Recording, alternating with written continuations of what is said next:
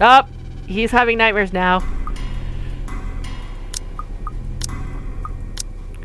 And yes, I am keeping that one safe just in case I decide to go and try the QTE again.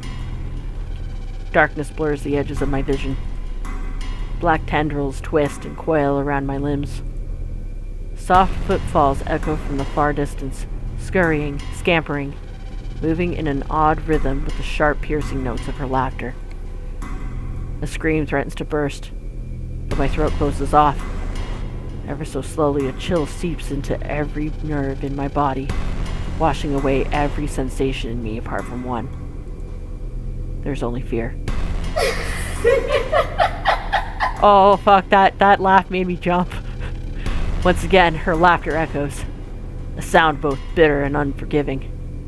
It's the last thing I hear before she reaches for me. The ground trembles. The world slows to a stop. Morning breaks in a blurry mess of vivid shapes and colors.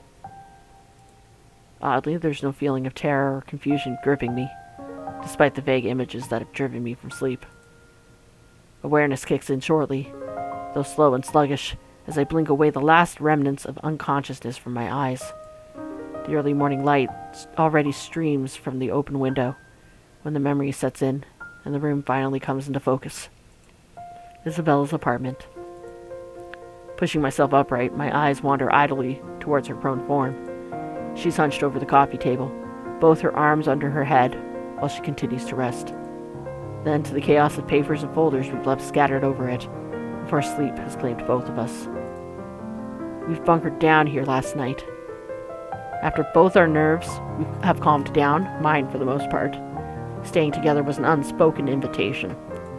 And anyway, I'm pretty sure neither of us wants to remain alone when there's that woman. Is she still one in the first place? One that we normally call a human? No, it's okay, Ash. You can call her for what she is. She's a fucking ghost. Come on now. You've acknowledged it. You can say the word. No one's gonna make fun of you. Well, maybe Isabella initially. But she's a ghost. Plain and simple. Come on now. Man the fuck up. Can it still feel guilt? Does it understand pain? Fuck. I'd rather get charged for breaking and entering than mess with whatever that thing was any day. Agreed. Not that thinking about this still matters, when all of our lives are in her hands. She's dangerous. If we don't do anything about her and this curse, we'll definitely be pushing daisies soon. I can't let that happen. I've dallied on this long enough. Left all my friends in harm's way after warnings they've all given me. Besides, beneath the terror and the adrenaline that keeps me running, knowing what lies ahead for Isabella makes it hard not to take action. The paper sitting on the edge of the table calls my attention. At this, light against my hand when I reach for it. It's caught my attention the night before, but with the lot we still need to go through, I've simply ignored it. The logo emblazoned at the top of the page, however, provides this paper a whole new meaning. Not for me, but definitely for her. A scholarship grant, huh? Ah, University of Luxbourne. Dear Miss Isabella Grace C. Santos. Okay, I can't read that beyond that. I've only ever heard her talk about this once or twice. Completing her degree, that is. She rarely goes about it in great detail, preferring to keep it to herself. Perhaps it's the fact that she thinks she's already too old to be chasing after it. It has been 5 years after all, but I've caught enough snippets of conversation between her and Zach to know she has never given up on it. Despite how things have panned out with her father, she's one step closer to this part of her life. As silly as this may sound, coming from a friend, I'd like to give her the chance to have this. Whether this means stepping out of my comfort zone and figuring out what the deal with this curse is, I'll do it. If only to see that same smile on her from that time again. These days, the only moments she seems to show it is when she's asleep. Like right now, no matter how uncomfortable she appears. A smile in my own forms. Despite this, when I glance at her sleeping form again, She hasn't moved since, her shoulders rising and falling in a slow, even rhythm with her breathing. You won't think she has any problems this way. If only that were true. Sighing, I placed the paper back where I'd gotten it, carefully, so I won't accidentally wrinkle or damage it in any way. I finally pushed myself off my makeshift bed. Isabella shifts when I carry her off from the floor and over to the bed, but she doesn't wake. Simply tucks herself comfortably under the covers I pull over her. Briefly, though, she mumbles something to herself and draws in another deep breath. Becca, Ashton's being dumb again. Nice! She drifts back to a deeper state of sleep after, like it hasn't been interrupted by the slightest movement earlier. But a small smile on her lips remain. When I find myself returning in kind. Who sleeps like a rock now? It's better this way. Better to leave her to her dreams for the moment, which I hope are better than the ones I had. She'll have time to worry about her problems later when she wakes up. For now, this will be another thing I don't want to take away from her. A moment of respite, no matter how fleeting. She deserves it, after everything she's been put through. What I put her through. In the meantime, I still have 2 other people I need to check with. Isabella will definitely get in a tizzy if I don't check on them. Cold, Lux-born air meets me upon stepping out into the hallway. Not unusual in itself. This is what Lux-born weather's supposed to be. Bit cold, damp for the most part, and more often than not, terribly drab with occasional sprinkling of rain every few hours. The sky's still clear, but I'll give it a day or two before the weather takes a turn for the worse. I've complained about the awful rains for years, despite having lived here my entire life. I have to admit, though, seeing it return to the usual feels extremely reassuring. At least something's still normal in the world, when I can no longer think the same for the situation we're in. A nightmare. That's probably all this is. Usually I'll say, I've been through worse. That's simply another lie I've often told myself, isn't it? And I found myself a great deal of lies throughout the years, just so I won't have to think about it the next day. Maybe we won't even have this problem. Maybe we won't even have this problem if I haven't been running away and ignoring things, hiding them someplace no one will see, because I've since believed doing so is a show of weakness. Zach's probably right. Maybe I've always been afraid that there's some damn truth to what Isabella's been saying, knowing I have no clue how to deal with it. And now, after it stared me right in the face, I'm at a loss. Scared shitless, in fact. The fuck do I know about ghosts, though? What is Zach? What is Rebecca? Z-Man's shown me photographs, mentioned weird things happening around him these past few days. Bottom line, he likely knows as much about this as I do. Why else would he approach me, the guy who knows stuff, according to him? In the end, all I've done is give him the brush off. Some reliable guy I am. Ooh, wait, the professor seemed to know a lot. Why don't we call him? Level with him, tell him what's been going on, and hopefully he'll have some answers? Hell, Rebecca's probably in the same boat, grasping for anything that might provide an answer, a way out of this. What can any of us do, when all of us lack any understanding of what's happening? One thing's clear about this, however. That thing is after us because of the letter. Both Rebecca and Zach have seen it too. She'll go after them as well. Yet here I am, walking up to Becca's door, one slow step at a time. A stalling tactic to allow myself some time to put the mess in my head into better order. How do I phrase this when there's a 90% chance she's still pissed about the whole different matter? It's the only reason we didn't check on her last night, aside from the ungodly hour Isabella and I arrived at. We'll only alarm her by showing up in her house in the middle of the night, acting like babbling lunatics. And her anger can last quite a while. These days, it seems the only one she can easily forgive is Isabella. But even with her, Becca's fuming still takes hours. I run my hand through my hair and straighten out my jacket before knocking. Once, twice, and 3 times just to be sure she has heard me, even if she's asleep. She's usually awake by now, though. Hey, Becca, it's Ash. Open up. Don't tell me you're still in bed. Seconds tick by. No one answer from her, and dread starts to creep up. I've been trained to handle dire situations, but the feeling's been doing that quite frequently since last night. My mind begins to anticipate the worst, and the next minute concern is mixed in with my thoughts, and I bang my fist on the door louder this time. She'll definitely be livid, but I'd rather face her wrath than a dead body. Becca, it's Ash. There's something we need to talk about right away. Open up, I know you're... Your girlfriend left early this morning, pretty boy. So if you could do us a bloody favor and shut up, that'd be real fucking polite. My hand pauses short of landing another heavy knock. From the other unit, Rebecca's other neighbor peeks in through his door, though I see nothing but a bundle of blankets. I'll say they need help from being devoured by their sheets, but sounds like he's just fine. He's a huge asshole, too.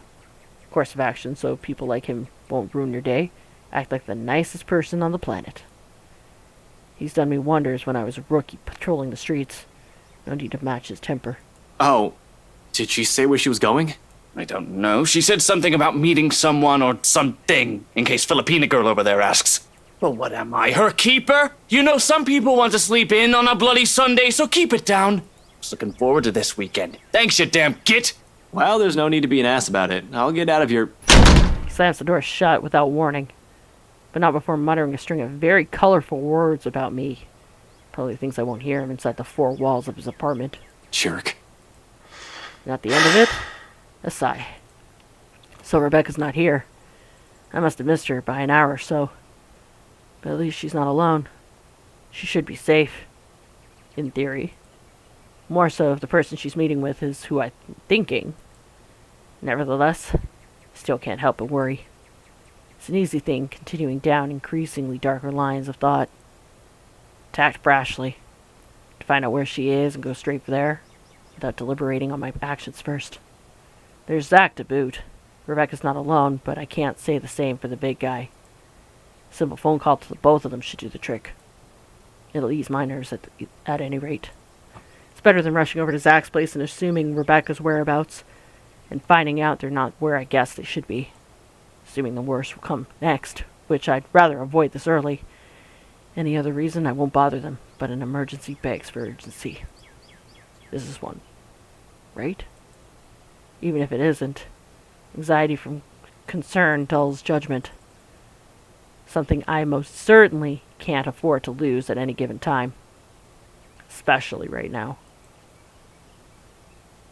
Any means to calm it will do wonders for the muddled mess my mind's already in. Pulling out my phone, I thumb through the screen until I end up in a group with only Zach's, Rebecca's, and Isabella's numbers. Other people will probably say I keep too few friends when they chanced on this. To some extent, it's true.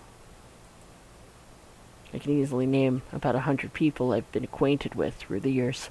Colleagues, blockmates from uni, neighbors, those sort of people. They all come and go. But these three have chosen to stay for some reason. Without warning or asking for anything. Unlike the others. None has Zach's kindness, Rebecca's patience, nor the sincerity in Isabella's eyes. One day, these guys are just there. The next thing I know, being with them eases. That heavy, somber feeling lingering in the air when you stand alone in your apartment, or something as simple as spending your day off without anyone. I'll say it's loneliness, but this carries much more depth than that. If I can help it, I don't want to lose any of them to some stupid curse.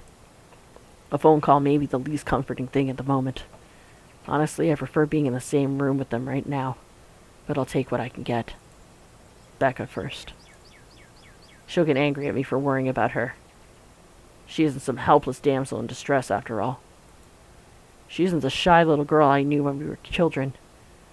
We're already far from the people we were back then. But that's more than enough reason to check in on her. I don't have time to imagine her taking anything head on, She'll do it, instead of asking for help when she needs it.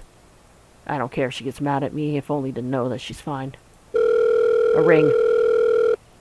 In the silence of the hallway, sounds alone might as well be sharp enough to pierce through my ears.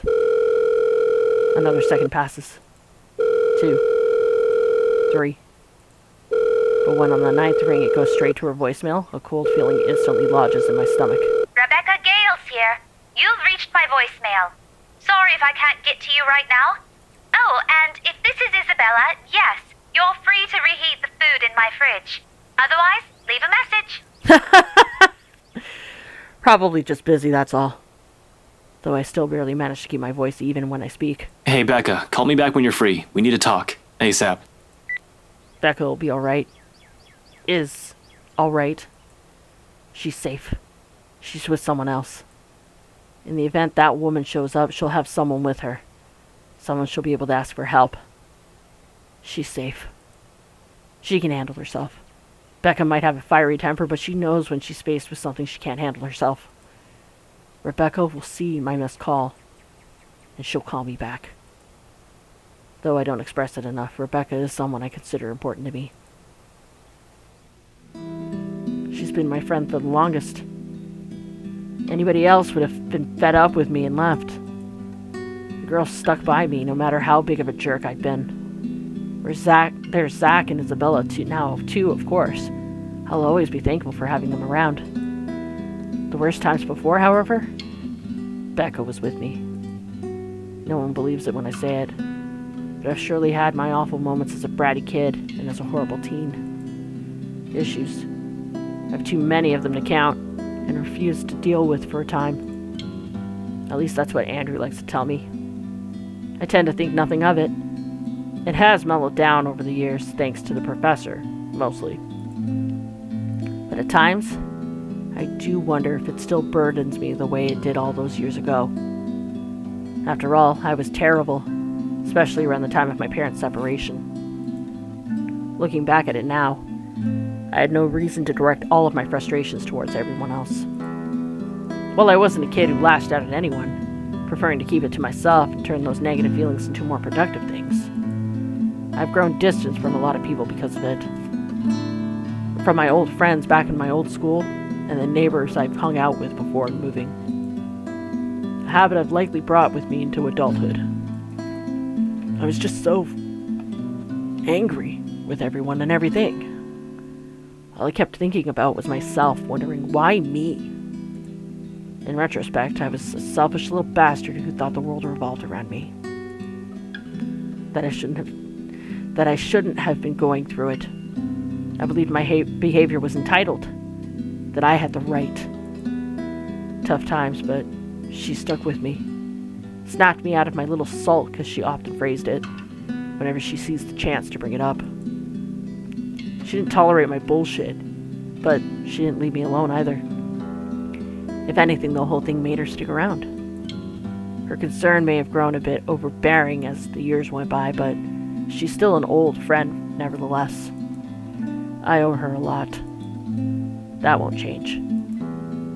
Damn it. Where are you, Becca? Another message left on her voicemail, then on my third call I hang up. For the time being, I can't do anything more than wait for her to return my calls. Worrying aimlessly won't get me anywhere. Zach, on the other hand. That guy attracts trouble no matter how much he tries to avoid it. Doesn't help how he hasn't been too hot lately with a lot of people. His mention of plans yesterday didn't sit too well with me either. He might be the next responsible adult after Rebecca of the four of us, but I've still got to check on the big guy. Yeah. Okay, let's find out what happened to Zach. I'm pretty sure he's dead. Make sure he's okay. He's doing okay at the very least. Whatever he has planned on doing. All I'm asking is for it not to be idiotic. He's a sensible guy, I'm sure. However, desperation clings and pushes people to do things. Rational or irrational. It doesn't matter. Clear thinking flies out the window the moment you're in danger. And I sincerely hope he has not found himself in a tricky situation. His phone doesn't even ring before he answers, or his voicemail at least. Hey, it's Zach. soon as I can. So, just leave a message, yeah? And no, Ash, you're not allowed to lockpick your way into my apartment again. Just do what any other decent human being does and call if I'm not around. Thanks. Did he turn it off? Why? Oh. I don't want to assume the worst yet. Maybe he's forgotten to charge it? Can't be. Guy could be a bit of a Boy Scout, even more than I was a cop. He's the type who has an extra battery or a power bank in his bag, if he ever needs it. And he always does. He won't say anything or brag about it, but he's got quite a roster of VIP freelance agent clients. He won't just leave his phone dead in case he's on the field, particularly when people will likely be looking at for him. He always leaves his connection open whenever clients or his friends need him. Zach's reliable like that. Why isn't anyone answering? His mobile in an out of range area sounds more plausible, although the thought of it doesn't completely shake off the unease. Unlike Rebecca and I, he took the time to listen to what Isabella said. And even if he didn't believe it, he was definitely the first one to offer help or try to do something. If he ends up in trouble doing whatever it is, so help me, I'm going to. Well, I can't be rash. I'm aware of that. Been running the same reminder in my head since last night. But if something happens, I'm certain my reaction won't be pretty. The added guilt from those times I've repeatedly dismissed him will surely haunt me. Yo, Zach, call me back, alright? I wanted to check in and, yeah, just please call me back. It's usually a joke between us when I say he's the Watson to my Sherlock. Don't see him as some assistant to put aside until he's needed, like some people like to believe, though. He's not some pity friend I keep around to make myself look good. If anything, he's the one who stayed by me out of pity. Zach's the one who put up with me most of the time, even when he doesn't need to. It's not a case of a cool cop who helped out a minority. In truth, I was hard-headed, taut-tempered, and reckless rookie. Up until I met him. It wasn't anything sudden, or some part of me is still that rookie. But I've grown, thanks to him. He tempers that part of me. Considering how our first impression went, I'm lucky he stuck around. Becca and I may have spent a lot of years together as children, but Zach? He's probably the closest thing I'll call to a best friend. Though it's more than that. Camaraderie no words can express. He has my back and I'll always have his. He's a brother I've never had the luck of ever having, only child and all. And I have every reason to worry about my brother. Becca's neighbor did say she went out to meet someone. No specific names. If I'm wrong and she's not with Professor Clark, then maybe it's with Zach. They've never been close, but it's not the kind of awkward friendship where meeting together remains out of the question.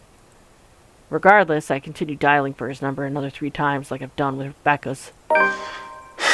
In the end, after the 3rd attempt with no one answering, I stop and cut the call with a ragged exhale. Waiting game it is, then. Yep. I've been trained for those.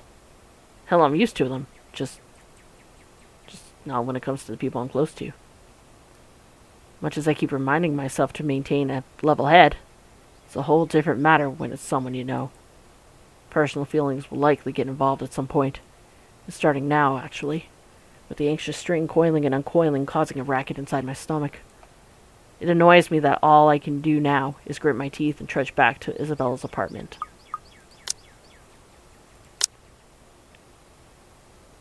A terrified Zachary... Okay, read that part already. After that close call, Ashton spent the night at Isabella's, only to be kept awake by nightmares. At an utter loss, and with all of his beliefs overturned, Ashton decided to check on Zachary and Rebecca. Unfortunately, neither returns his calls. Useless. That's what I am in the face of this. A mad dash around Luxbourne and Anslem isn't going to help things. It's not like I'll simply stumble across them in the side of the road during a drive. The city's too big a place for one person to go searching for only 2 people. I'll be lucky if I even glimpse the hair of either of them.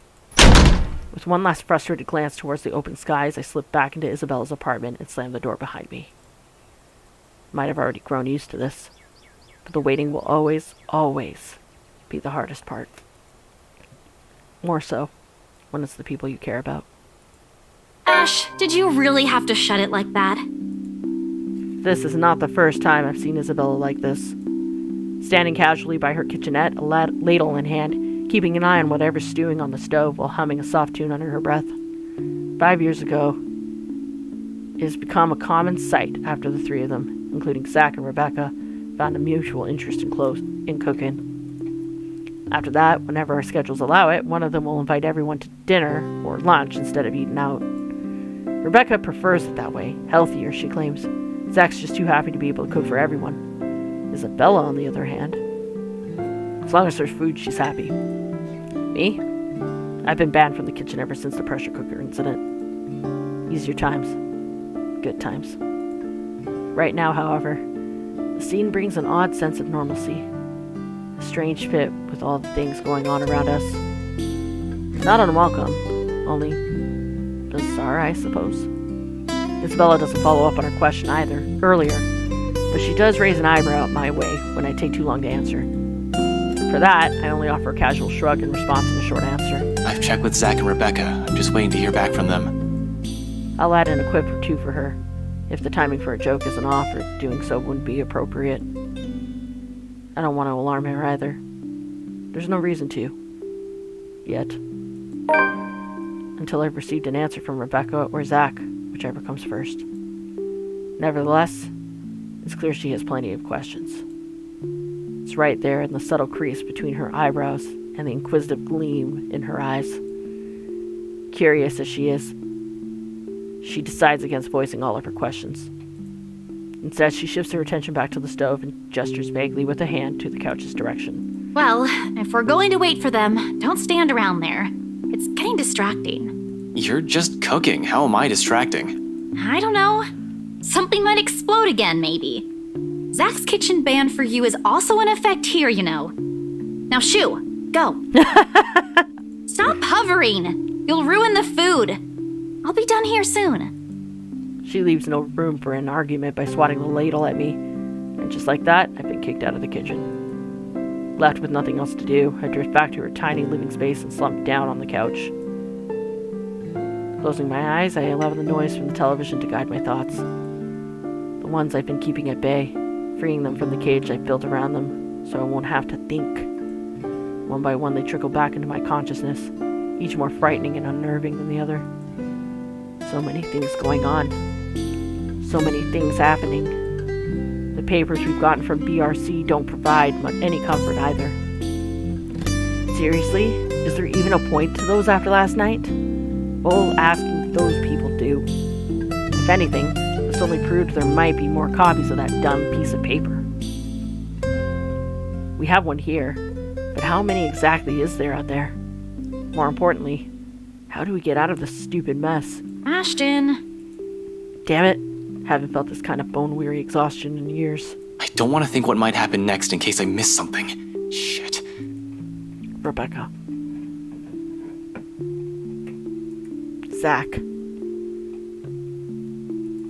Isabella. They're all depending on me and... Ash! The voice snaps me out of my thoughts, abruptly wiping away everything running a racket inside my head. Suddenly, Isabella's there, crouched in front of me when I crack an eye open. I haven't even noticed the exact moment when I bent over and buried my head in my hands. Figures why she's staring at me like I fainted or something. The crease on her eyebrows grows deeper at my lack of response. Although she's merely staring at me, without saying a word, her expression says everything. So much for trying not to alarm her with bad news. Sorry, I just spaced out for a moment. Don't mind me. For a brief moment, she seems to accept that. Quietly, she shifts, standing up, and takes the empty space right beside me. All done without a single comment. Then the next thing I know, she's gently pushing a bowl in my hands. The scent reaches me first, before I've gotten the chance to take in what she has just handed me. A faint, sweet smell of cocoa wafts from the dish. Calming, comforting. Despite the multitude of things bothering me, it certainly smells like the kind of food you'll eat on a rainy day.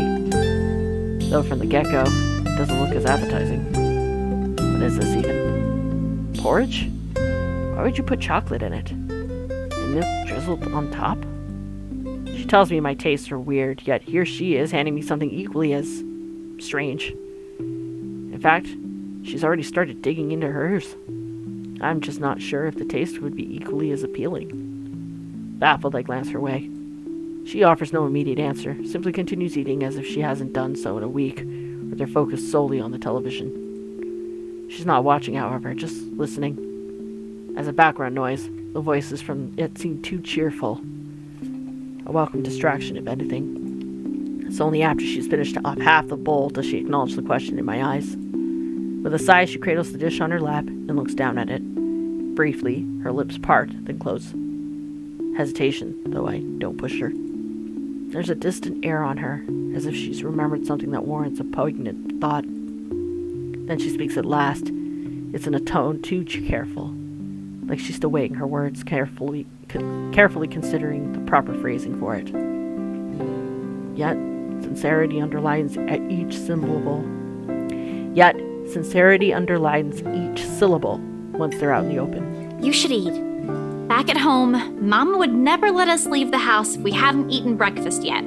Even Papa has got an earful when he tried. So eat. You'll need it. She returns to her food afterwards, while I can only stare at the one she's proffered not a few minutes ago. Warm against my hands, tempting me to take a bite. Not that I don't appreciate this, but what good will this do? Zach and Rebecca's both out there. Who knows when that ghost will show up again? Even in our dreams, we're not safe. But that's it, isn't it? We don't know when, and at present we have a chance at respite. Maybe the only one we'll have.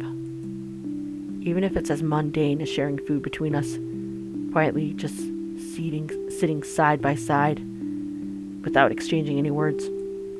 The intent hangs unspoken in the air, something that probably goes as far back as the second she offered food. Still, in the end, Isabella never pushes it.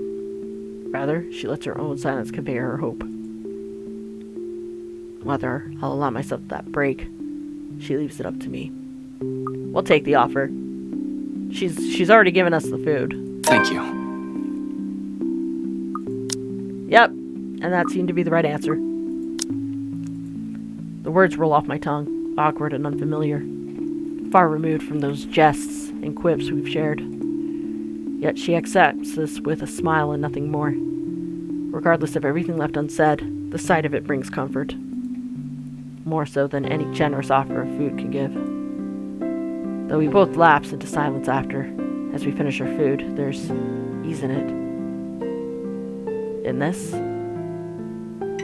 In the muffled sounds of Luxborn filtering into the room. In the light streaming from her windows and the faint draft occasionally drifting in, catching the loose tendrils of her hair. In the way her voice falters when she tries to form words. And despite the horror looming over us, I find myself wishing for the minutes to slow, the seconds to last. But ultimately she's the one who breaks it. Softly after a minute's pause, and words mumbled under her breath. Sometimes silence simply compels us to speak. I've been wondering, before last night, before Mama told me the news, what if Papa passes away, despite everything? That sort of thing. I know it's not good to think about, but I also knew it was getting worse. Mama won't say anything, but I've always known that one day, he'll eventually. She releases a sigh as her grip on the bowl she still holds tightens. There are no tears, but she might as well have them with how weak her voice falls. Are there even any left? I don't know what I'm going to do. Before, I can easily say it's because of Papa. Now, I don't have anything. You have that scholarship from Lux U. Were you going through my personal papers while I was sleeping last night? I don't really have to. You left it sitting in the open, right there on the table. Like there's still anything to hide, she snatches it away from where I placed it back earlier. Except there's no anger or annoyance in her face when she looks at it and rereads every line with a pensive expression. After a short while, she folds it neatly along along the creases and sets it back. I don't even know if this will work out. Well, if it doesn't, what about that exhibit you've been planning with Zach? Do I even have to ask where you got that? Zach sucks at lying. You have no idea how easy he is to read. It was all in his face when I asked about it. And anyway, if that doesn't pan out too. I trail off, hesitating, measuring the weight of my next words. Genuine as they are, a part of me believes they're a burden. Too heavy to impose upon her. Because no matter how much I want her to stay, we're not what ties her here. It'll be selfish to ask her that. More than anything, her family will always come first. I say it nevertheless, if only to let her know that no matter what her choices will be, there will be people here whose lives her mere presence has changed. Mine, most of all. You have us. The words startle her to pause. As slowly she turns to me, her eyes wide, disbelief all over her face. But before regret forms an apology of my throat, her expression dissolves into something I can't quite place. After leaving her friends an urgent message, Ashton returns to Isabella's apartment. He found the girl already up and about, cooking. Seeing his exhaustion, Isabella reminds him that he should take care of himself first and offered him food. With muttered thanks, he accepted. Something distinctly softer, more tender, familiar. Almost in the same manner she glanced at me years ago. That day on the bridge. However, I don't get the chance to figure out what it all means for her. All of a sudden, my ringtone breaks the moment. Just as fast, both our attention shifts towards the source. Before things can get awkward fast, I stand up and leave the room while muttering some flimsy excuse to answer the phone. Sorry, let me just take this call. It's probably Zach or Rebecca. Really, I know we're in a pinch, but their timing can't be any worse.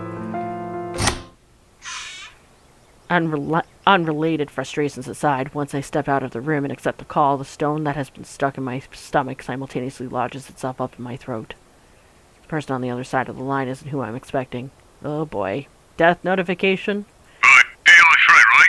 It's Officer Renz over at the precinct. You know, you bring me donuts to keep an eye out for you and shit. Oh, yeah, right, Renz. What's up? You've, never called me through this line before. Is this something urgent? Yeah, kinda. Something came up this morning. You know the big guy? Your, buddy?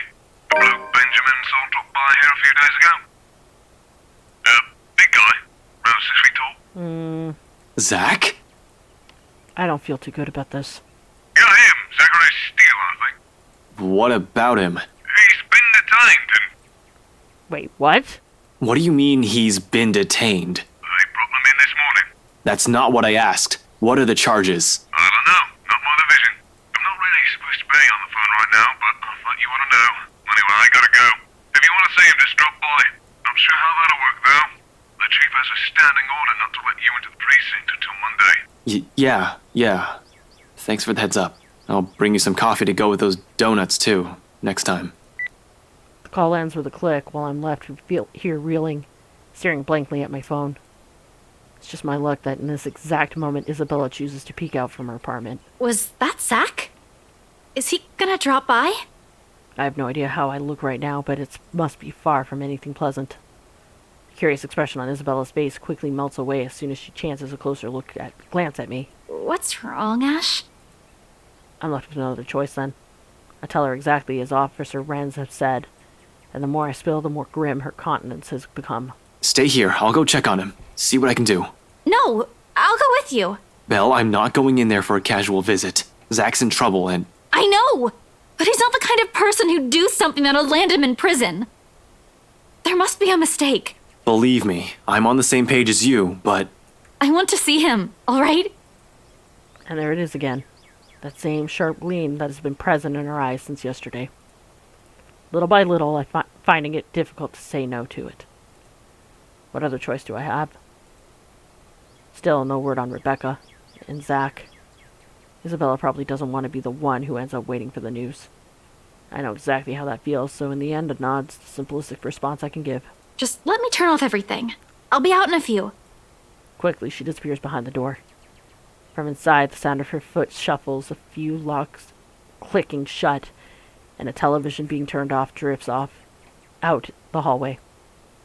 Her whole business inside takes only a few minutes, and within 5, we're both on our way to LPD.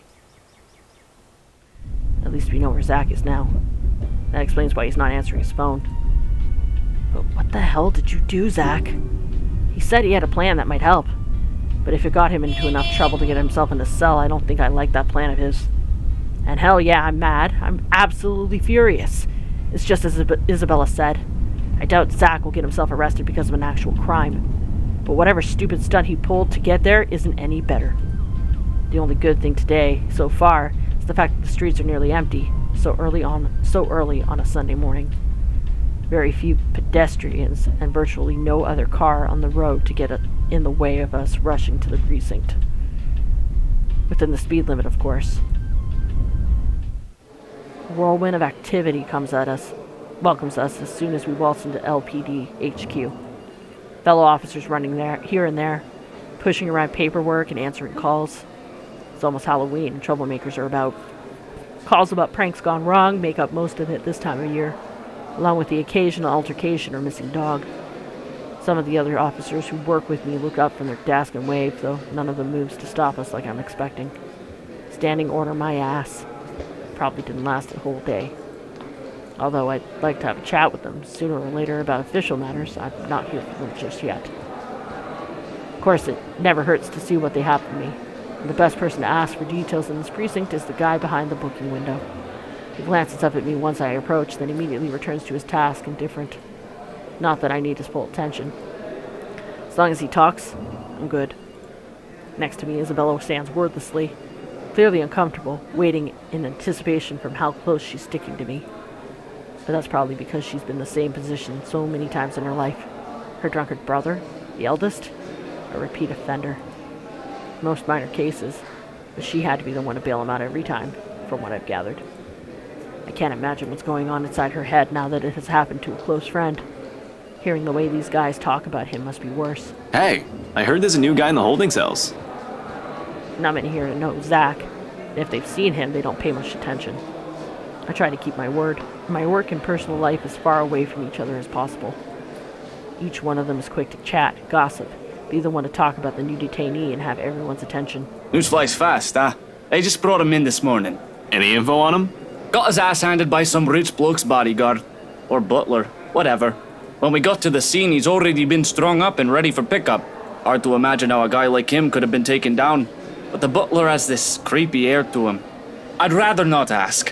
Feel sorry for the bloke. He could have fought back. That's because Zach wouldn't hurt a fly. All said under her breath, but her grip on her bag grows rigid. Unlike me, she's not frustrated at Zach. That ire is directed at the person who put her friend in this predicament. It's true, though. Zach's not that kind of a person.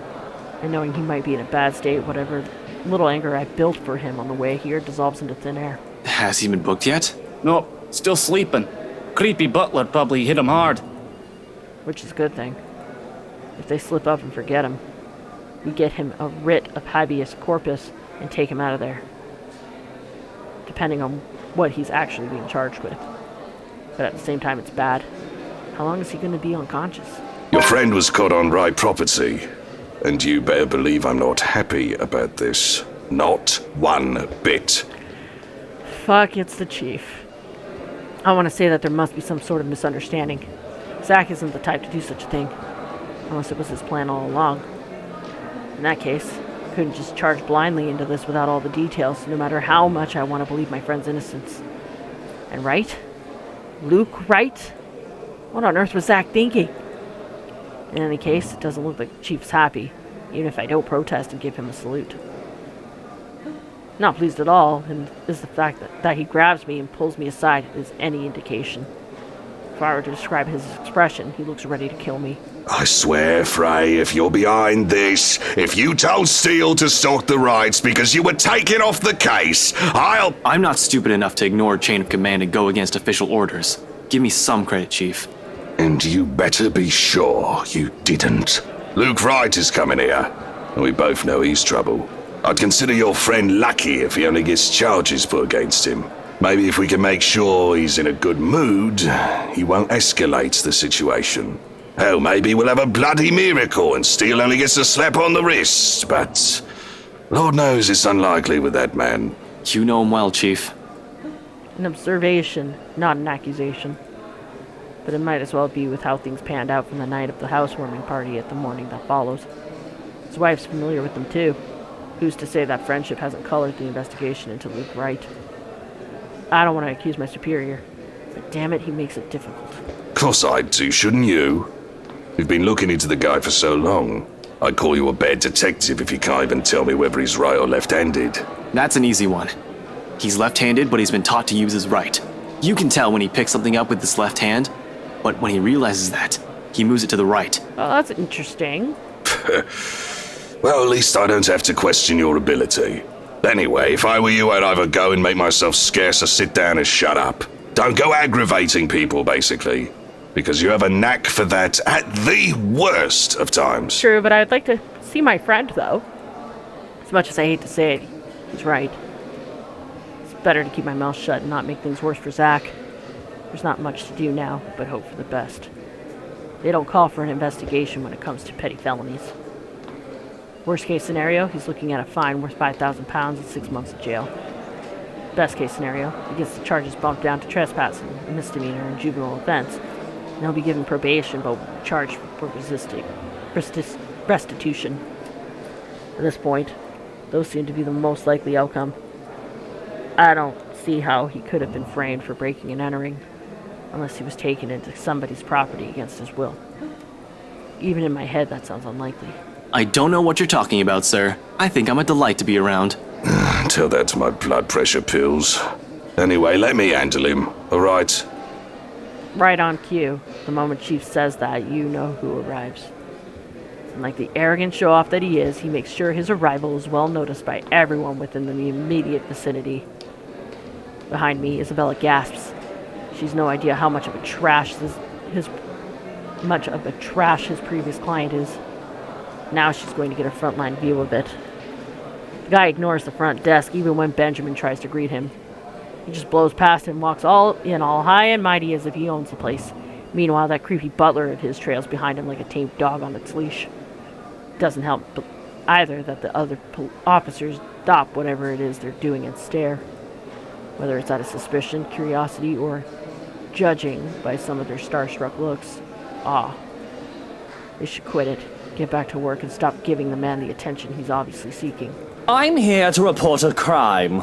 Of course, why else would you be here? You're either reporting something or being put behind bars, you imbecile. I'm going to... Calm down, Ashton. I don't need to rile myself up. I need to calm down. Not for him. Not for myself. But for Zach. It's already difficult holding back when his face looks like it could use a good right hook. Better to just let the Chief handle him. Sure enough, he's the first to walk up to him, bearing a smile way too friendly for comfort. Looking at them like this makes me sick to my stomach. It's easy to know there's something underneath the guise of keeping up appearances. I'll be happy to assist you with that, Mr. Wright. You'll have to issue your statements as victim and witness. We'll have to determine probable cause and properly file a criminal complaint. Of course, you understand. Oh, I understand, though I don't see why you can't file that thing yourself. The cause is obvious, isn't it? He was breaking into my home in order to pilfer my belongings. Well, we'll still need that police report. The prosecutor will be the one to determine what charges you can legally file against the accused. Reports and prosecutors. Why should we law-abiding citizens suffer through all that? Because we're law-abiding citizens, you fucking twat. Thugs like him should be kept off the streets. I mean, it's so obvious who these people are. Oh. You can practically spot them. My God. You fucking asshole. Wait. Hold up. Is this guy for real? Can he hear himself? He's not saying what I think he's saying, I hope. We come here to our country, take advantage of our wealth and generosity, while we proper Brits work hard and pay our taxes. All the while they break our laws and ruin our civilized community. Wow. Trash like these should be kept contained. These uneducated... Now, Mr. Wright. I know you're upset about what happened, but perhaps we should move to my office. Of course. The sooner we can deal with the petty criminal, the better. I can't believe the audacity of this guy.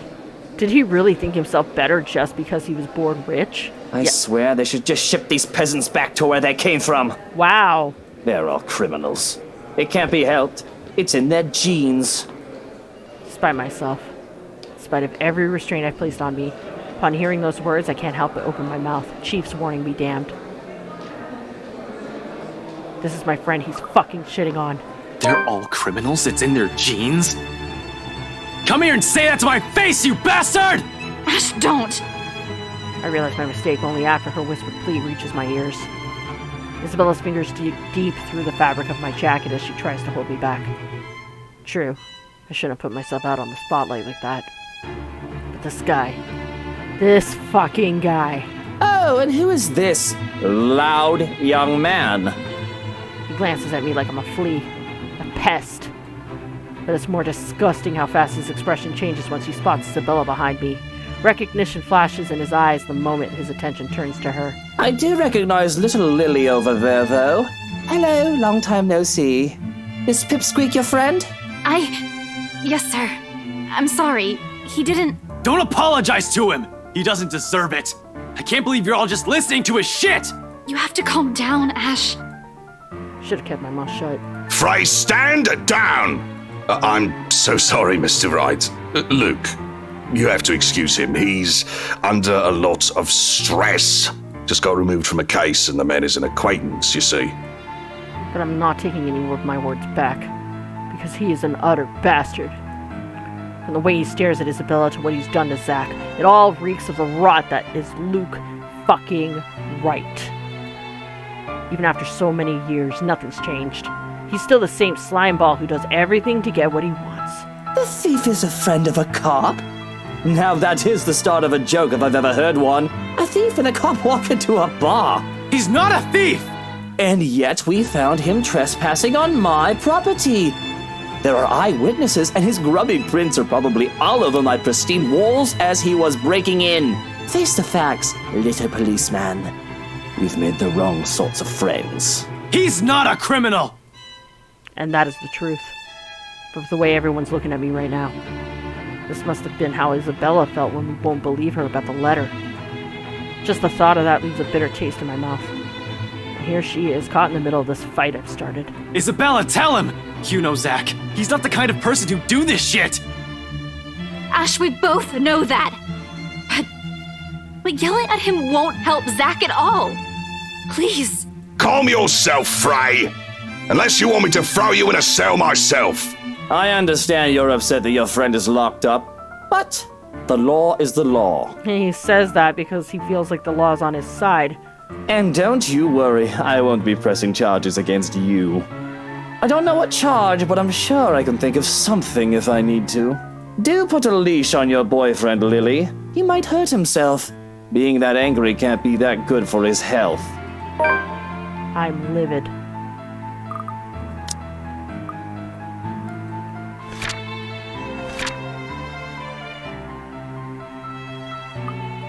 I think I might have seen the spoiler. Fists clenched and jaw tight, I'm nearly ready to just sock this guy good and make do on that promise of a right hook.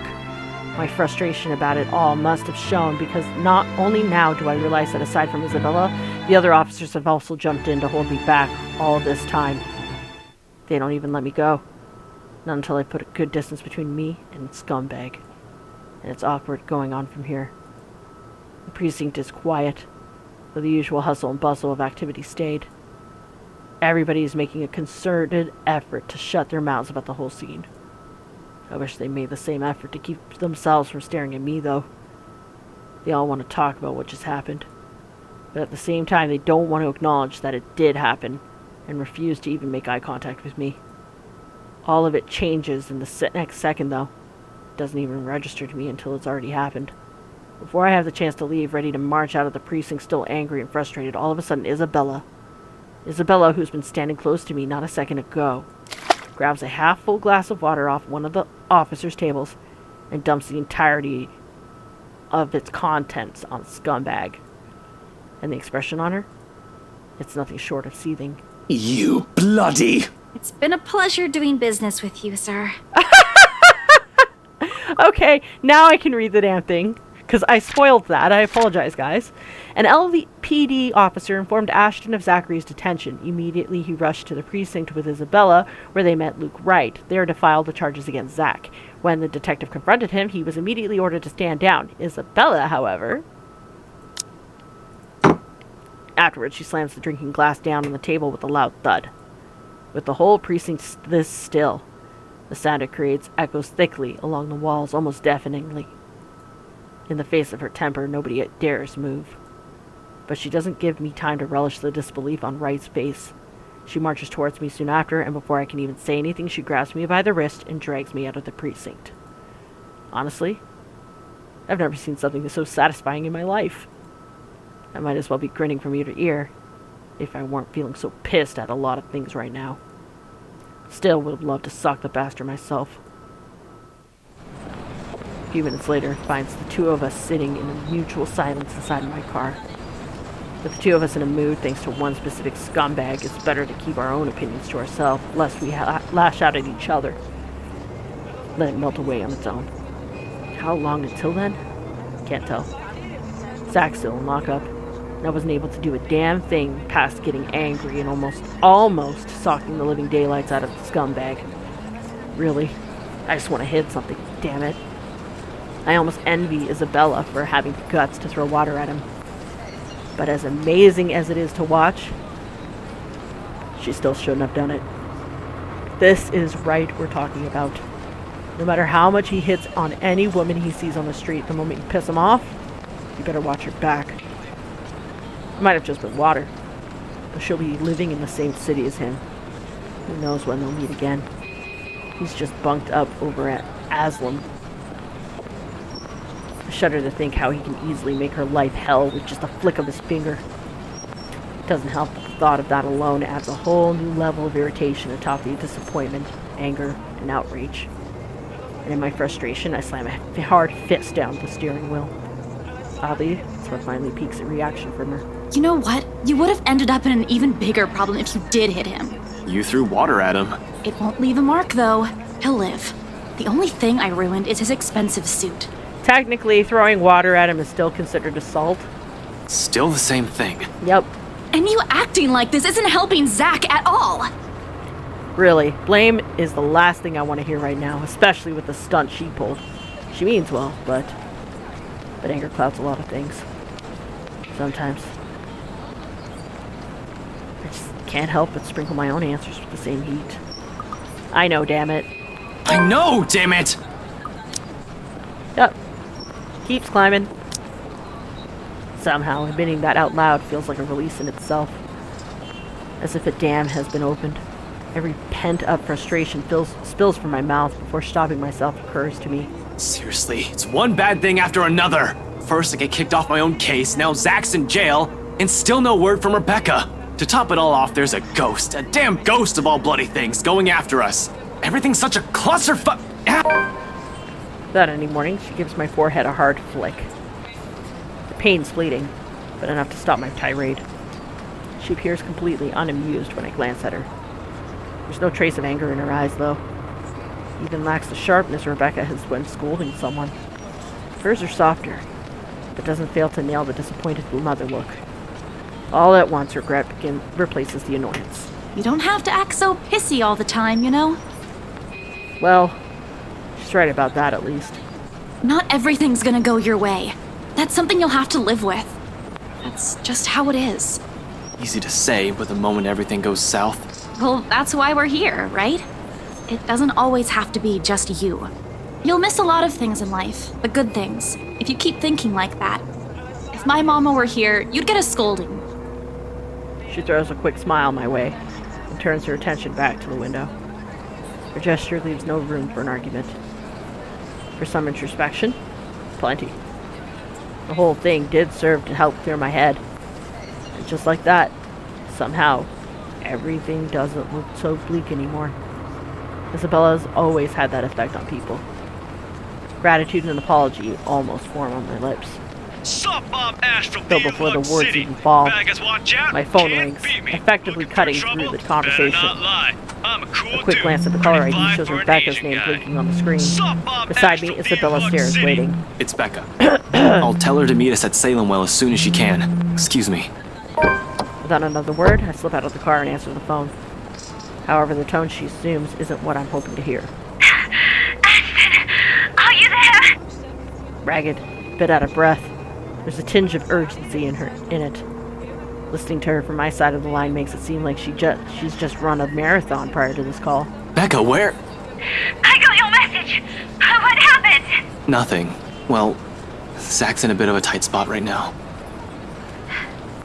Define tight spot in this context, Ash. I'll tell you about it later. There's nothing we can do about it now. Where are you, by the way? Oh my. I had to make a quick visit to the library. Listen, Ash, about that thing Isabella has been talking about. There's something you guys need to... Please tell me you didn't... Whatever. Save it for later. We'll meet you there. This is... related to that. We? Is Isabella with you? Yeah, she insisted to come with me. With a quick press of the button, I switch on the loudspeaker and step closer to the window on Isabella's side. I hold out the phone towards her, giving it 2 shakes, urging her to speak. She's still carrying a curious look on her face. It's already bordered on worried, actually. This should ease that. Rebecca's asking for you. Becca? Is she okay? Hey, Becca! Hey, Belle, what's happening over there? Is this something I should be worried about? Becca, it's Zach! He's... We'll tell you once we get there. It's not something we should discuss over the phone. I don't like the sound of that, Ash. But, alright. And please, hurry. Gotcha. Give us a few minutes. She mumbles a goodbye, then hangs up. Becca's the last person I need to account for. Yeah, that call left something strained in the air. Thankfully, we don't have to linger in it too long. The drive back to Salem Well only takes a matter of minutes. We find her pacing in front of Isabella's room, hands clasped tightly in front of her as she treads the small space offered in the hallway. The second she looks up, Isabella clings to her. I'm so glad you're okay. Ashton checked on you this morning, but... He did? I'm sorry. I was in a hurry. I didn't have time to drop by and let you know. It doesn't matter. What's important is you're here. Not burnt to a crisp or brutally murdered somewhere. Whole. Alive. Although she seems a bit shaken, it doesn't really matter in the grand scheme of things. At least now I can relax, ease the pressure off my shoulders, if only by some. There's still that problem with Zach. But the minute Isabella pulls away from her, she winces. A small reaction. The younger woman doesn't even catch it. It sends a precedence for careful observation, nevertheless. Closer examine at her reveals a much more disheveled than usual, hair in a bit of a mess, probably flattened in a hurry. Back of her dress also shows stains of dirt in places it rarely gets into. She's also leaning more on her used left arm. She's right-handed. Perhaps the most telling is the slight limp she has, noticeable once Isabella leads us into her apartment. It all sprouts a handful of questions. What exactly happened? And how did she end up in that state? Pretty sure a simple trip to the library won't do that. But she never gives me a chance to bring it up. The second we're seated in the tiny living room, she gets straight to the point and asks about Zach. Typical Rebecca. All right, no more suspense. What happened to Zachary? And I don't want the two of you to mince words. Tell everything as it is. They arrested him, Becca. Arrested? As in the police? Yeah. Ashton just heard about it this morning. Her eyes quickly zero in on me, and at the raise of her eyebrows in question, I quickly fill her in on what happened. From the moment I've gotten the news down to the very person at the root of this trouble. The very person she's been friendly with from the start. She falters the second I drop Scumbag's name, disbelief all over her features. Are you sure it's him? This must be a mistake. Oh, we're sure we saw him and heard his racist tirade at the station about shipping people like us back to where we came from. You know, stupid shit like that. Yup, quite sure it's the bastard we saw at the precinct, in all his pompous glory. What was Zachary even doing in the mansion? Breaking and entering? Are you kidding me? I know Zachary can look a bit intimidating at first glance, but he's not the kind of person who will do those things. That's exactly what we told the police. But they won't listen. Apparently they caught him in the act. Of course they won't. They're up against Wright's smug face, for fuck's sake. He's the one who has the money. Yep. There must be something we can do to help him. I'm still up for kicking his ass if anyone's asking. Not that. Anything but that. Oh, come on, you threw water at him. At least let me score. We need something that'll help Zach. If you really want to hurt something, go punch the wall or your face. I'll talk to him. Immediately, all the banter in the room stops and we both turn to her. Talk to who? Luke, I'm sure he'll see reason. She wastes no time. Ignoring her limp, she gathers her things and stands up, ready to leave. I grab for her arm before she can walk past, careful to avoid hurting her in case there really is an injury. Seems like it at first, but you can't be sure until a careful examination has been made. I suspect some bruising at least. Although minor internal fractures aren't out of the equation, they have a nasty way of staying hidden. But that possible injury is the least of my problems right now. Not when she's likely planning a march into the Ermengarde Mansion to just talk to the guy. And I have a few slew of opinions about that. Do you really think you'll listen to reason? Oops. Oh well. We won't know until we try, will we? I just don't see why she thinks this is a good idea. She was at the party. She saw how the man acted when put on a damn spotlight that shines on everything negative about him. Becca, believe me, he's not the kind of person who will. The only thing he'll listen to is the sound of his own voice. I've spoken to the guy, Ash. He can be difficult, but he's not as unreasonable as you think. Did it ever occur to you that maybe, just maybe, this might be some sort of misunderstanding? Well, it is, but Luke's not willing to listen. He just filed a case against Zach this morning. Well, I'll make him take it back. It's not as simple as you think. That man believes what he's doing is right. What do you want me to do then? Just stand around and wait for some miracle that'll get Zach out of that cell? No, I want you to leave it to me and let me handle this. You're not the only one who can do things here, Ash. Quit playing the damn hero, you're not. You should be thankful someone's even trying to help. This is like that bloody letter again.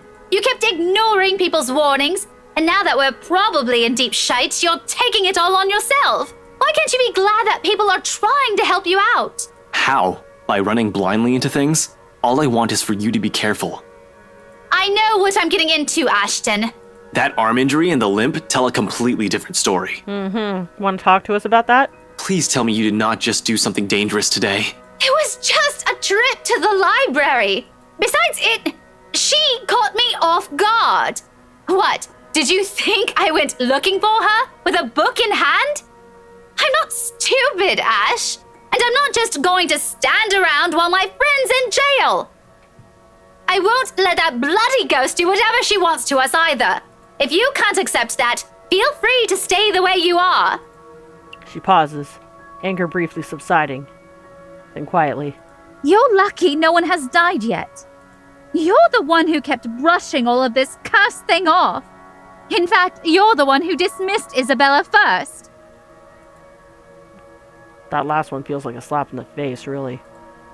Rebecca has the knack for being brutally honest with her opinions. We've often clashed at times, yet I still respect her for it. Her opinion is as valuable as every other person's I've let into my life, and this time she's right.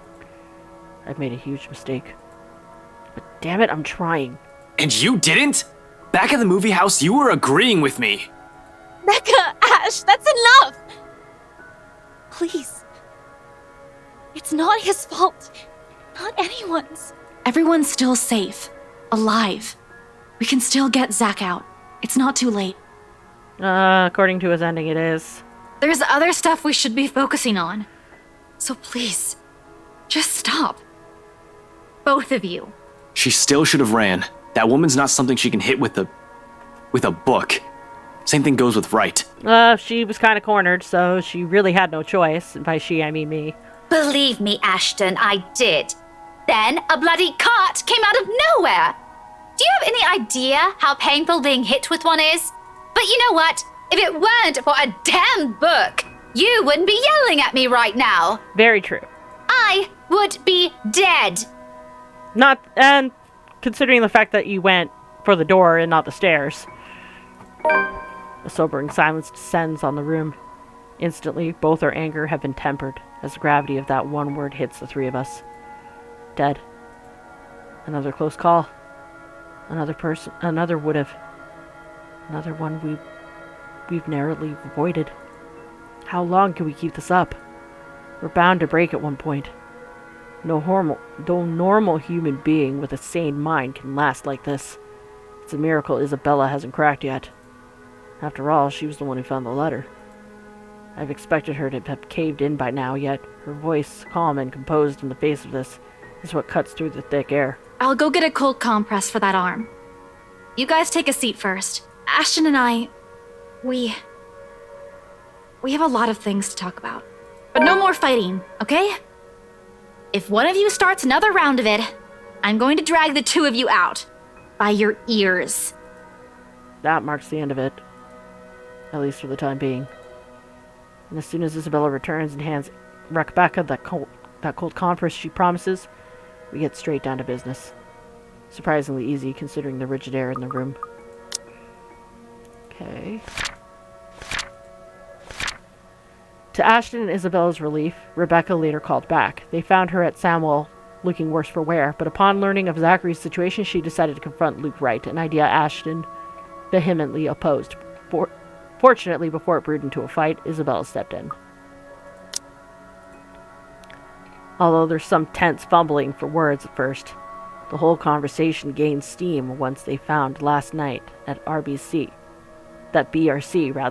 has been put on the table. All at once, everything we brushed off, carelessly ignored, and rudely dismissed have been laid out for close scrutiny. Our own encounters with the woman, Rebecca's close brushes with death every time she appears. The dread, the fear, the terror she brings out even in the bravest of us. Everything. Because no matter how bleak this all seems, there must still be a way out of this. There has to be, logic be damned. Or at least, that's what Isabella and I would like to believe.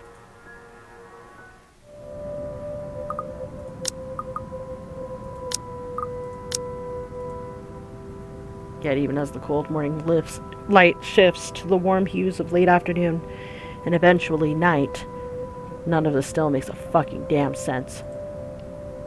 Darkness has fallen, but we're still nowhere near figuring things out. If anything, we're more at a loss than we've ever been before we even started this. The next thing I know, frustration rears its ugly head, and the sheets of paper I've been holding smack the table harder than I've intended. The sound of it echoes loudly in the small room, and everyone simply falls silent. Along with it is a release of another long-held breath. Perhaps the 100th since this morning. We aren't getting anywhere at this rate. Don't just drop it. There must be something in this we aren't seeing yet. Ash, please. Zach wouldn't want us to give up on this. It's an odd thing to hear from her. The very words I've been telling myself every single time I find myself facing a dead end. We can use a little of that optimism right now, I guess. Too bad Z-Man's better at it than me. I know, but what are we supposed to be looking at here in the first place? Well, we already looked through those files. You're the one that picked them out last night, right? All of them? I'm pretty sure every person we've checked in there isn't necessarily involved. One client possibly died of old age. Remember, you found that dumb paper right before the open house. No one was allowed inside that place for a time that day. It's too broad of a scope if we include every single person. In fact, the only notable ones are C and Jean Marie. But if we're going to include them in the count, shouldn't there have been more than enough people to end this fucking curse already? How does this thing even work? Yeah, okay. They went in and out of this place. But no, you still don't get it. What I'm trying to say about those clients is... Maybe there's something more to this. What do you mean? Becca makes a vague gesture at the paper she's brought, and crosses her arms and leans back in her seat to glare at it.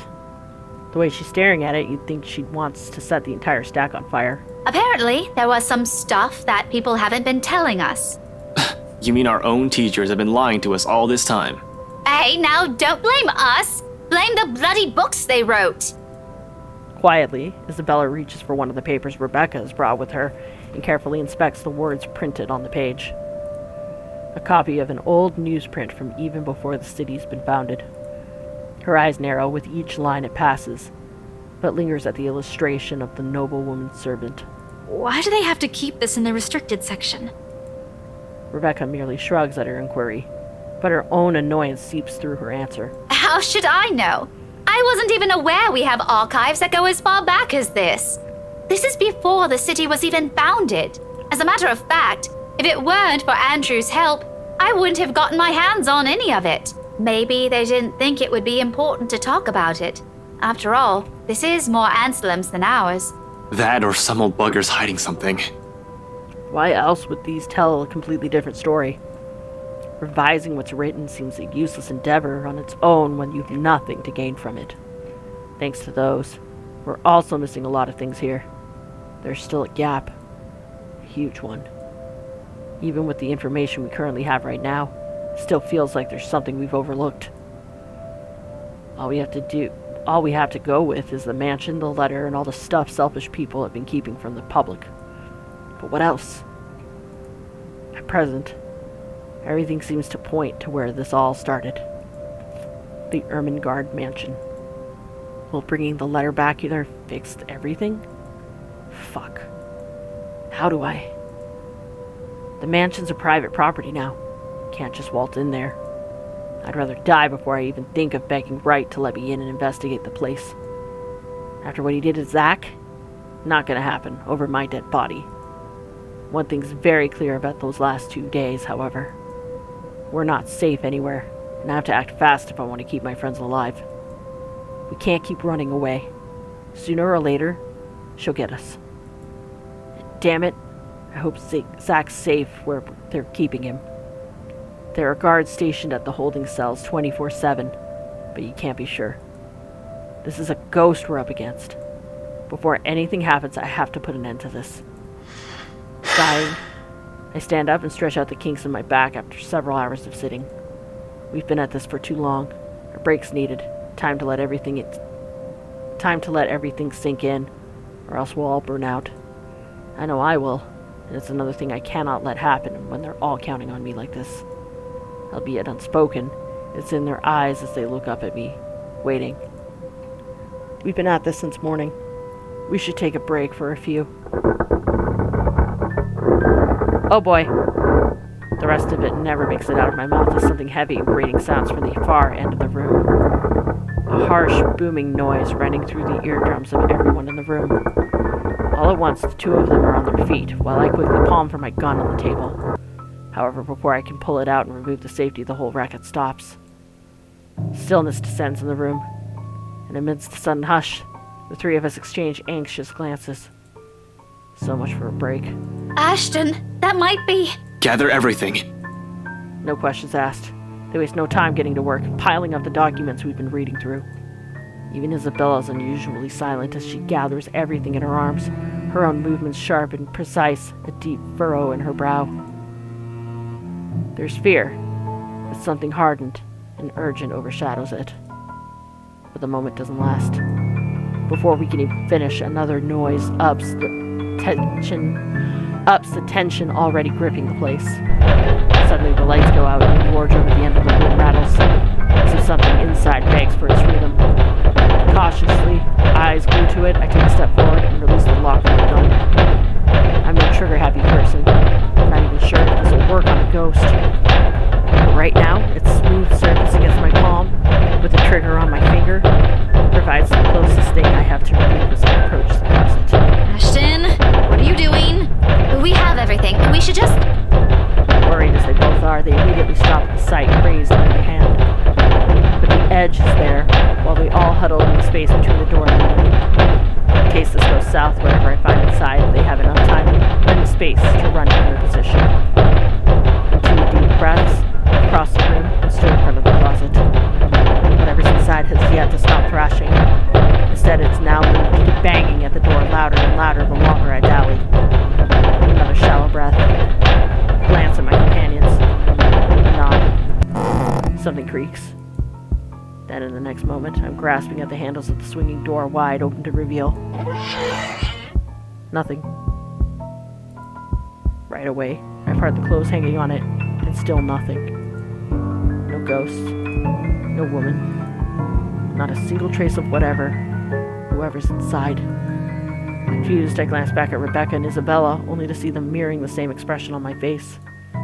The noise has finally stopped, but I'm quite sure it isn't my imagination. Or maybe it is, and I'm just too strung up that my head's now making things up. Whatever the case is, we need to get out of here as soon as possible. This only confirms we aren't safe anywhere. Without bothering to close it, I move back, ready to leave, adrenaline now coursing through every vein of my body. In the next second, I'm barking orders and... We should go. You two, we need to... Ah! I'm set sprawling on my back as something cold catches my ankle and yanks. Oh boy. The resulting fall knocks the wind out of me. Pain racks my whole spine, and the back of my head collides against the floor with force enough to lodge my own brain from my skull. A moment lasts before stars fade from my vision, and then I sense it. Cold tendrils twisting around my ankle, the smell of vile rot assaulting my nose. Nauseating, sickening, a foul smell draining every feeling in my body.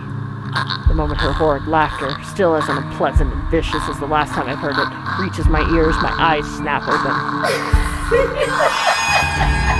Perhaps it's just an experience. Or maybe my mind's still attempting to comprehend this.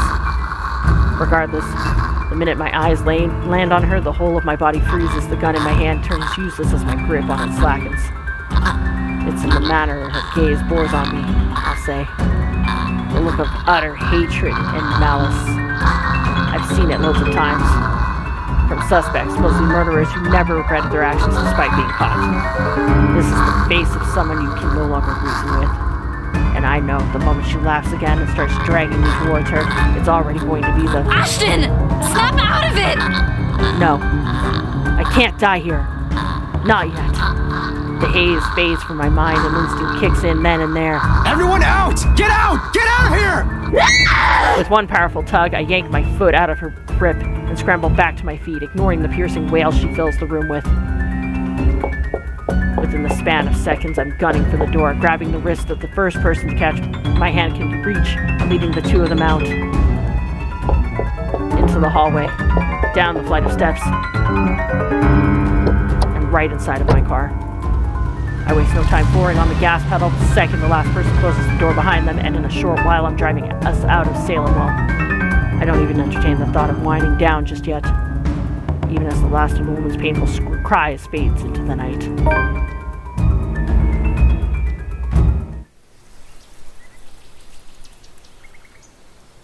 A dreary downpour starts off the Monday. Doesn't seem like it.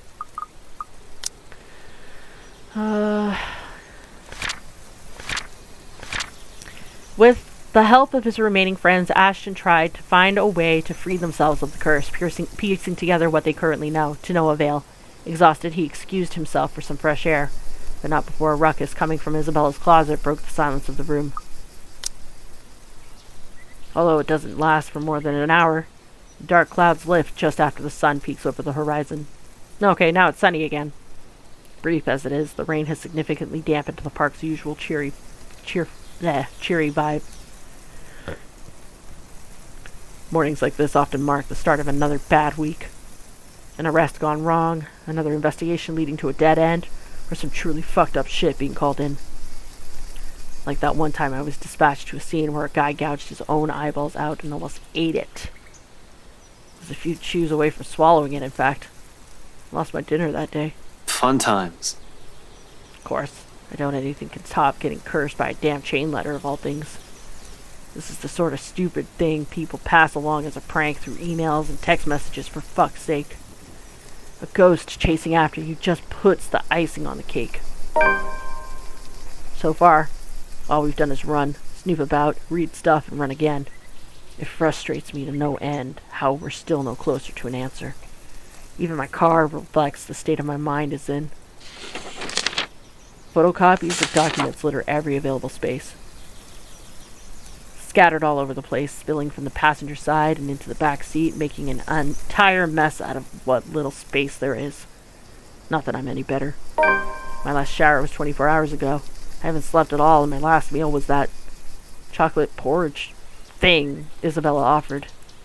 The way I am now, I'll definitely get a scolding.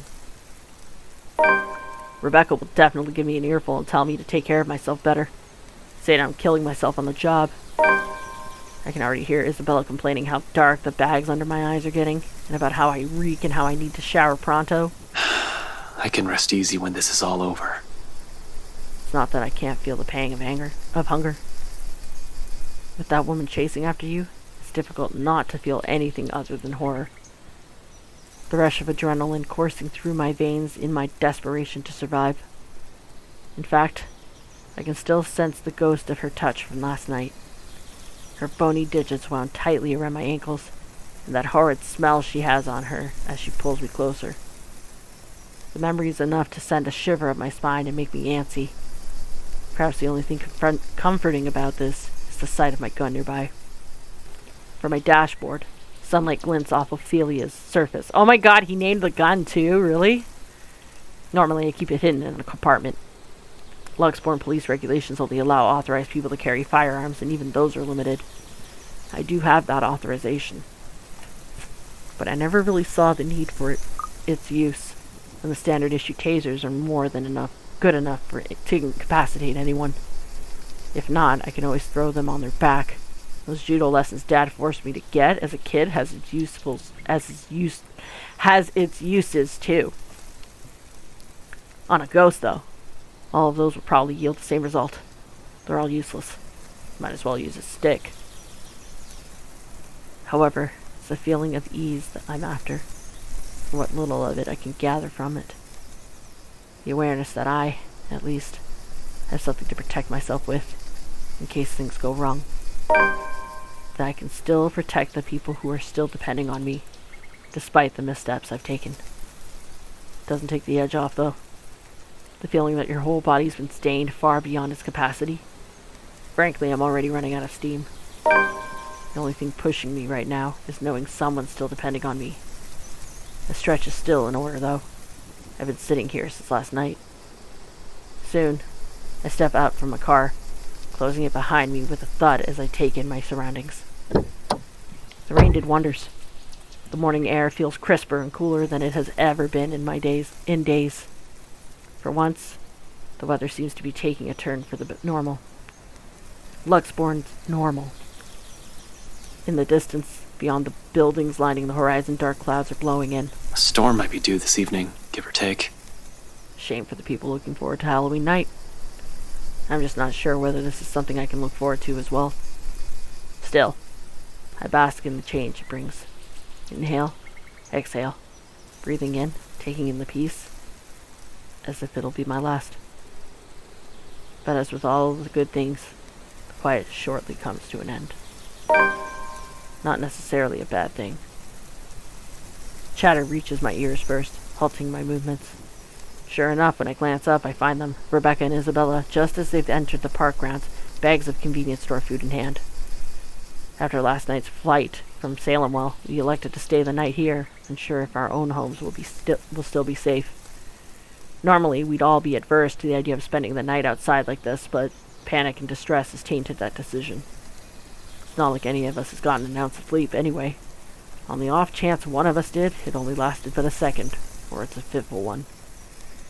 But looking at them right now, from afar, it's easy to mistake them for just a group of friends on a day out.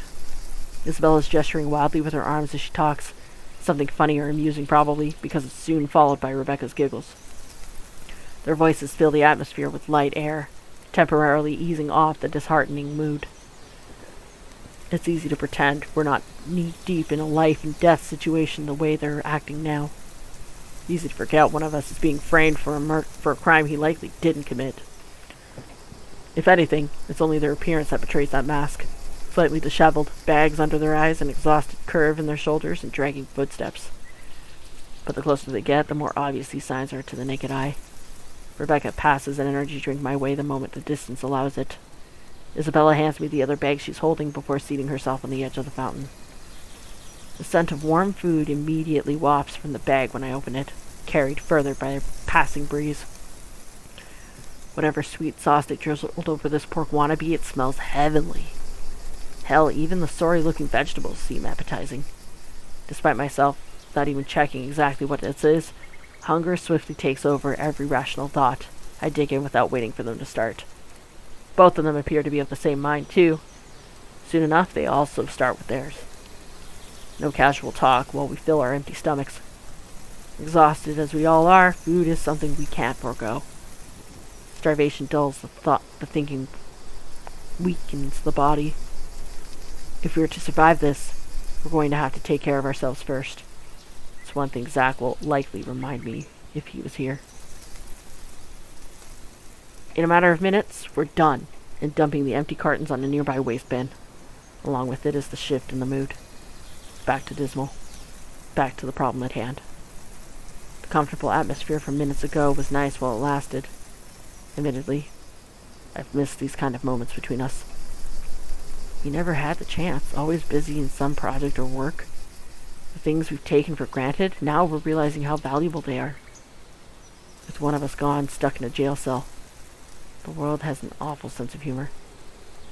While the one we just had is short-lived, it's another thing I want to look forward to, if we ever free ourselves from this damned curse. I'd like to believe there's a way. For now, we have to focus back on the present. This.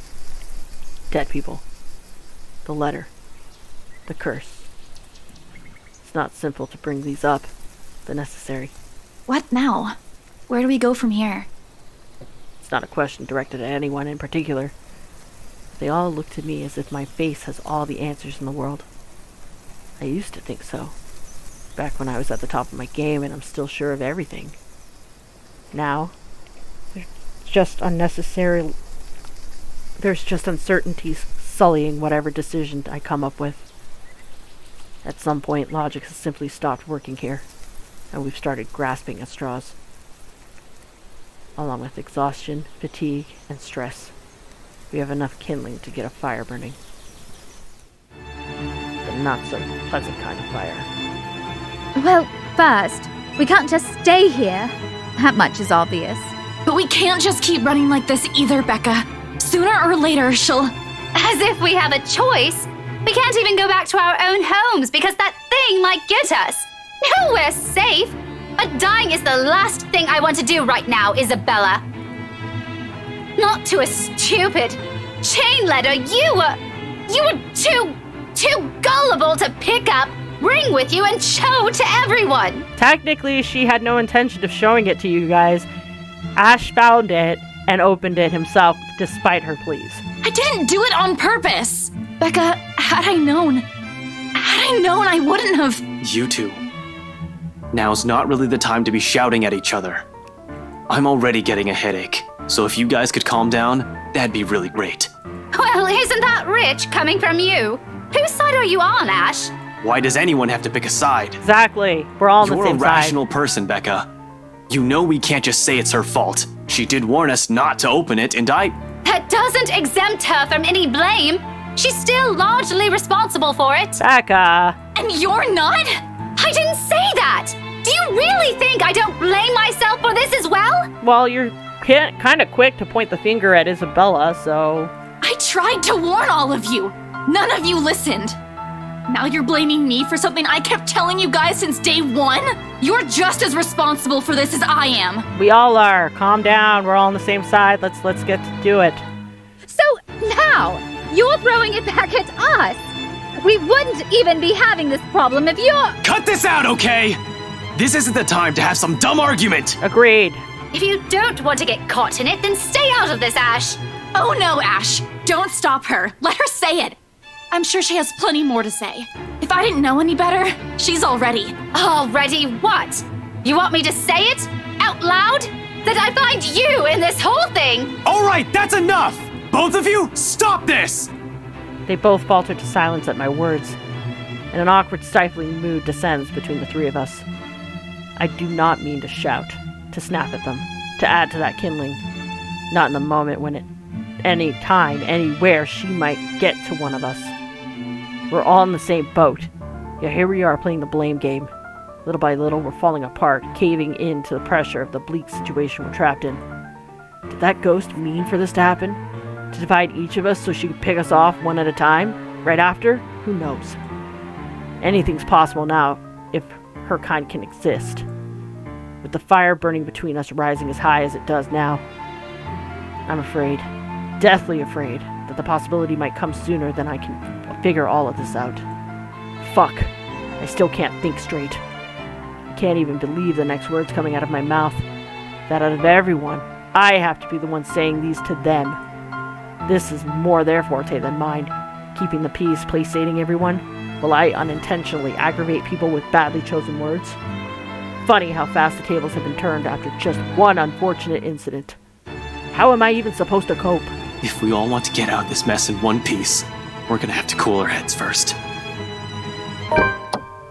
Before my own temper flares, I walk away and slide back into my car. After spending the day at the local park, Ashton and his friends tried to figure out what their next steps will be. However, coupled with fatigue and stress, the conversation quickly went downhill. Frustrated, Ashton walked out, suggesting they cool their heads first.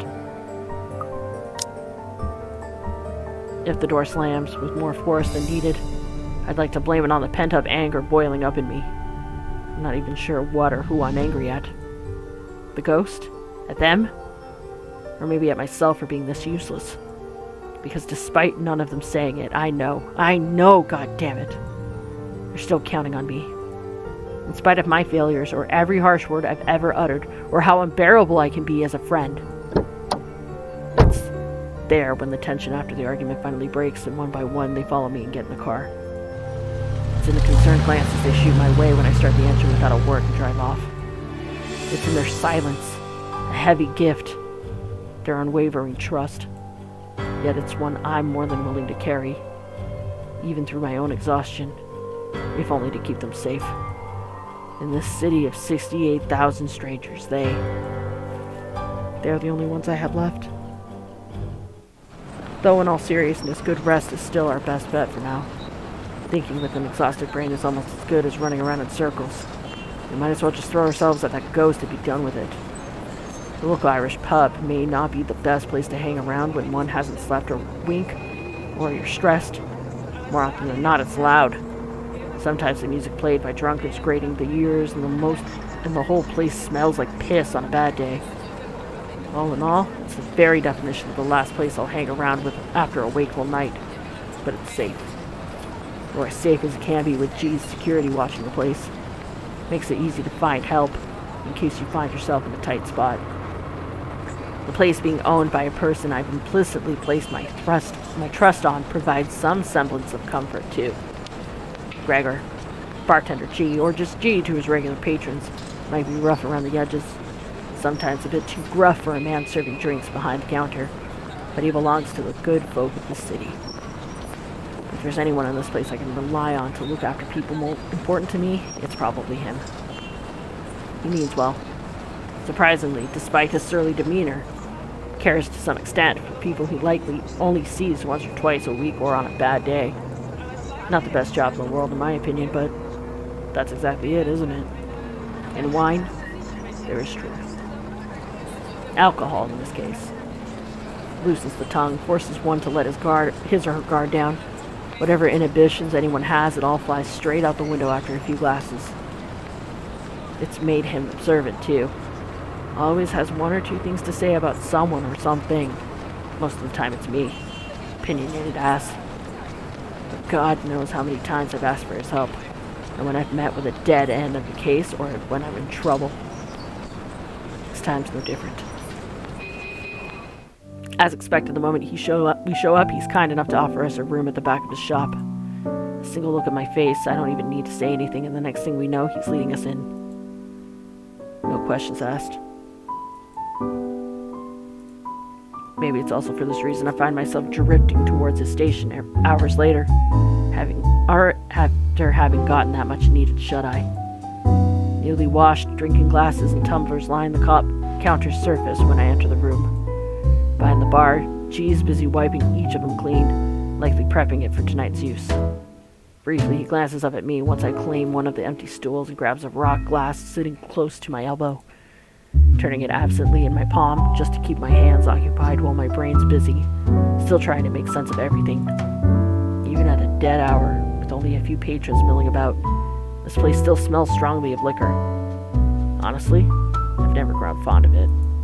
Regardless of how many times I've made my trip or sat here on the same spot just talking with the old man, I've never been fond of drinking in the first place. Yet oddly, it's the nasty flavor of the brewery that helps clear the mind this time, along with the lack of the establishment's usual hubbub and the occasional clinking of glasses. Even more bizarre is that, through my lack of words, G doesn't say anything. Although it's clear from the way his mouth is curved up in a tight frown that he has questions, a buckload of it. He wisely keeps it shut. Instead, he simply focuses back on his work. Rinse, wipe, stash, away, repeat. Going through the motions with such familiarity it is almost a trance. Watching his precise movements quickly like this, with these thoughts swimming inside my head, it's easy to lose track of everything around me. One solid lead on this. One possible way to sort this out. But will it work? Especially if my assumption's correct and that the reason Zach was here yesterday morning was because of the curse. Something must have happened there for him to see the need to look into it and break inside the place. What if the couple has fallen victim to the curse? It doesn't fall outside the realm of possibility. I've been so biased, not even thinking that they might be in danger as well. But during the open house with Isabella, they might have seen the letter in. Fuck. Stupid, stupid, stupid. Some fucking detective I am. That's likely the moment when Cooper saw it. If the logic holds, I need to hurry there right away. And if there are answers anywhere, it would be there. It should be there. Where all of this fucking mess started. It's not only my life on the line here. There are others. What happens to us, I won't wish on anyone else, no matter how much I loathe them. Or how complicated all of this has suddenly become. The letter. The woman. The mansion. And now there are voices laced with venom inside every crevice in my head. Murmurs that jeer, scoff, and deride whenever an opportunity presents itself. It's because you didn't listen. It's all your fault. Why won't you believe me? A reminder of what I failed to do, and of who I failed. At some point, they all begin to blur together, twining and coiling. Every horrid image and the memory of her seeking the forefront of my mind. No matter how much I refuse to remember the fear I felt then, to push it as far back as I can, the visions come to me like a deluge. And before I know it, before I can drown, another voice pulls me out of it. You doing good there, boy? His hand's on my shoulder, gripping it tightly and giving me a light shake. There's relief in his face when I finally look up to him, though his frown appears more distinct than concern in his eyes. It's deeper now, marred with worry and agitation. He does let go when I offer him a small nod, but the furrow between his eyebrows never leaves his face. He always has a knack for reading people, after all. Even someone who can be as closed off or as distant like me. And all the time I've spent on the force, there's only one other person who's as keen as this old guy. The chief. Funny. And weird to some degree.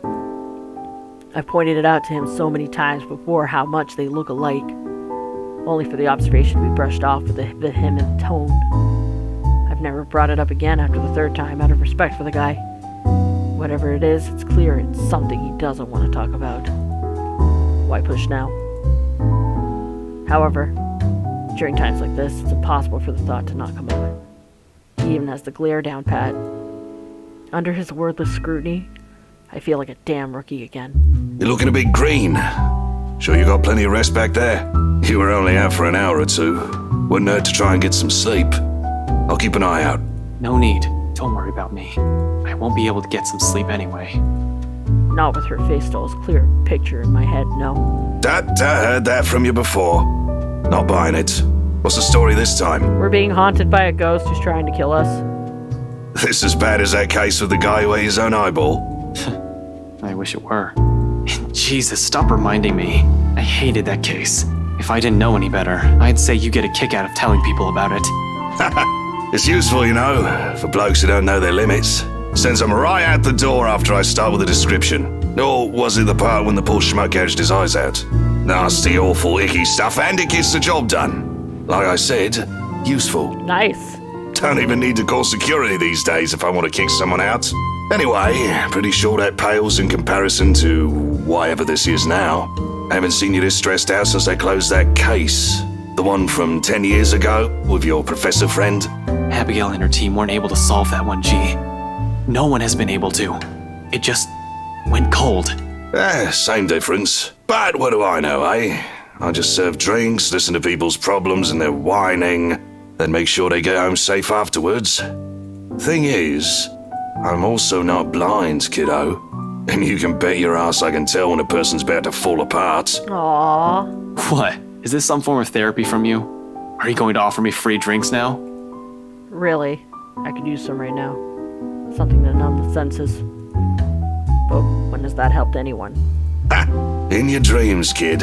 Last time someone gave you the hard stuff, your photographer friend had to haul you out of this place almost half naked. Oh, what? Wow. So, he's a lightweight. Hey, I can handle my liquor when I put my mind to it. No, it's either you can handle your liquor or you can't. Not from what I've seen, nope. Besides, you usually avoid drinking. Either way, it's out of the equation. And when booze no longer counts, we just talk.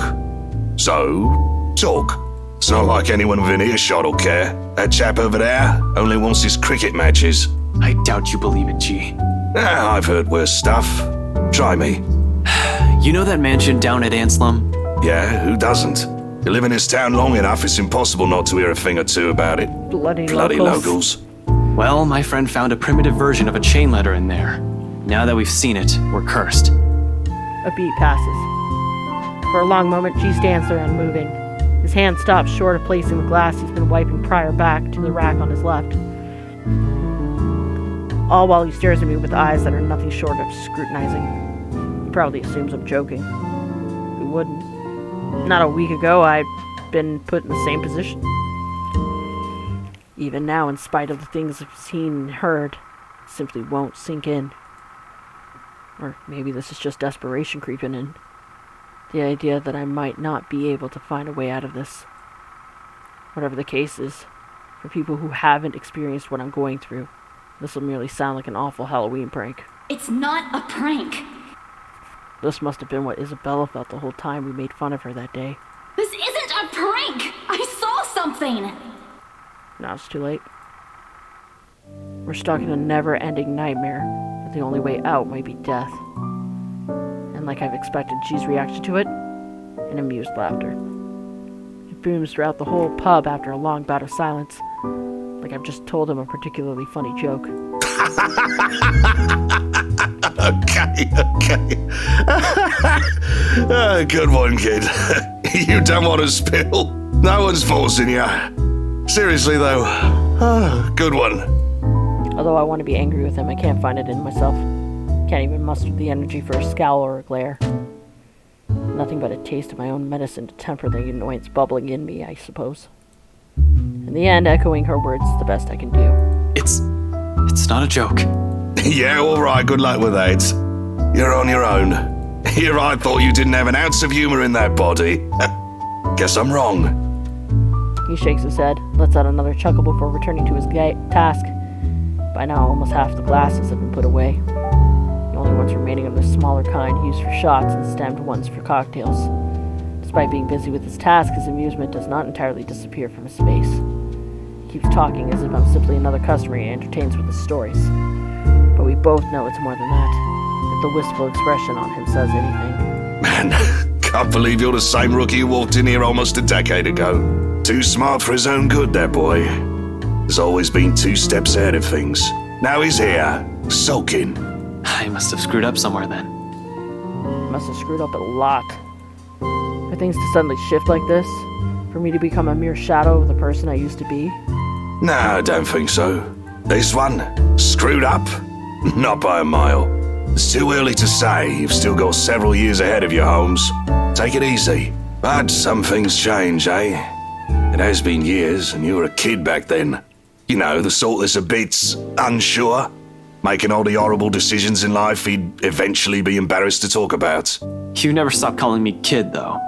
Well, you still are. It's just that this time, You're sure of who that badge and gun is for? What was it you police types usually say? To protect and serve, yeah? Significant pause falls at its heels. From both of us, as he allows its meaning to sink in and spur something in me, stirring a feeling both heavy and forceful, but not completely unwelcome. Familiar. Though before I can even clarify what he's trying to imply or gather my thoughts on the matter, she turns away to begin his work on the silverware. He'll need those too, once more of his patrons come in for lunch. Slow and easy. A sharp contrast with the strained air we've been wading through these past few weeks. A fleeting moment, but one I allow myself to relish, if only because of its absence lately. The way things are now, this is almost a gift. So when it all ends with the sound of my phone ringing, a sigh is all that leaves me. I placed the damn thing on low volume last night, but it does nothing to keep it quiet. I don't even know if I want to answer it right now. It's brought me nothing but one bad news after another. Thinking back about it only makes me want to chuck it into the closest trash bin I can find. Not that it'll help things, of course. Another exhale slips past my lips before I check it out, quickly swiping over the screen without checking the caller ID. After all, the ones who worry or fret over how awful I might sound right now are here with me. My parents never call around this hour, so chances are it's probably just the Chief or Abigail. There's Zach, but he's in a position where contacting me is impossible. Placed in jail by some scumbag for a crime he likely did commit. I know he's pretending what I'm not, when it's anything but. Inspector Frey speaking. Good morning, sir. Sorry to bother you this early. What is this about? It's about your friend, you know? The guy I called you about yesterday, the one they brought in the night before. He's gone. Zachary Steele. His hesitance note does nothing to diminish the lump that's suddenly lodged itself in the base of my throat. What are the chances? What are the chances that something went wrong while I'm not looking? While I'm out here brooding of all things? How is he? Is he doing okay? We actually have a problem, Detective Inspector. Hasty assumptions aren't the usual fare in my book. That shouldn't change right now. The precinct is secure. It's supposed to be. They have guards manning the station 24/7. If anything happens, all Zach has to do is shout, and someone will be there for him. Even if it's a phantom going after him, he should be safe there. He should have been. Yet none of these reassurances will allay my suspicions, and whatever little thread of hope I'm hanging on to frays slowly as each second of silence passes us by. An expectation so weak, faint, I might as well just let it go and prepare myself for the worst. It's a feeble attempt at optimism I will never get used to. This is out of my depth. This isn't my forte. Zach's, maybe. Rebecca's too. Never mind. Hell, this is the kind of mood Isabella has always unknowingly brought with her. What her eyes often conveyed, what I've often found myself searching in her whenever I look at them. But no matter how many times I repeat any words of comfort or calming images inside my head, the hollow chill at the base of my stomach refuses to ease. Even my voice shakes when I urge Officer Renz to speak again, weak and unsteady. The only thing keeping me from stumbling when I abruptly stand is the counter's solid support beside me, the flat of my hand braced against it for leverage. Officer Renz. Renz, right? What happened? You're supposed to keep an eye on him, yeah? It's protocol. Your friend, sir, he's... I think it'd be better if you just saw it yourself, sir. This isn't something you should be hearing over the phone. Chief Inspector Lee wants you to report in as well. It's about the case Luke Wright filed yesterday and... The rest never registers. Rather, my brain refuses to acknowledge any of it. Not even the possibility that this might just be a terrible joke. All I can think of is the suffocating dread and the piercing noise, white and deafening, ringing in my ears despite the bar's morning hush. There's only Zach. Only the whole expanse of Luxborn separating me from the one person I still believe safe from this whole fucked up situation we found ourselves in. Along with the voices. Vile ones. Whispering that taunt, jeer, and mock. Each vague utterance growing relentless as I make my way out of the bar without another word to G and slide back into my car. Driving off with my body on autopilot, mind in a daze and afraid. utterly afraid. At this time, I have permanently lost someone in my life.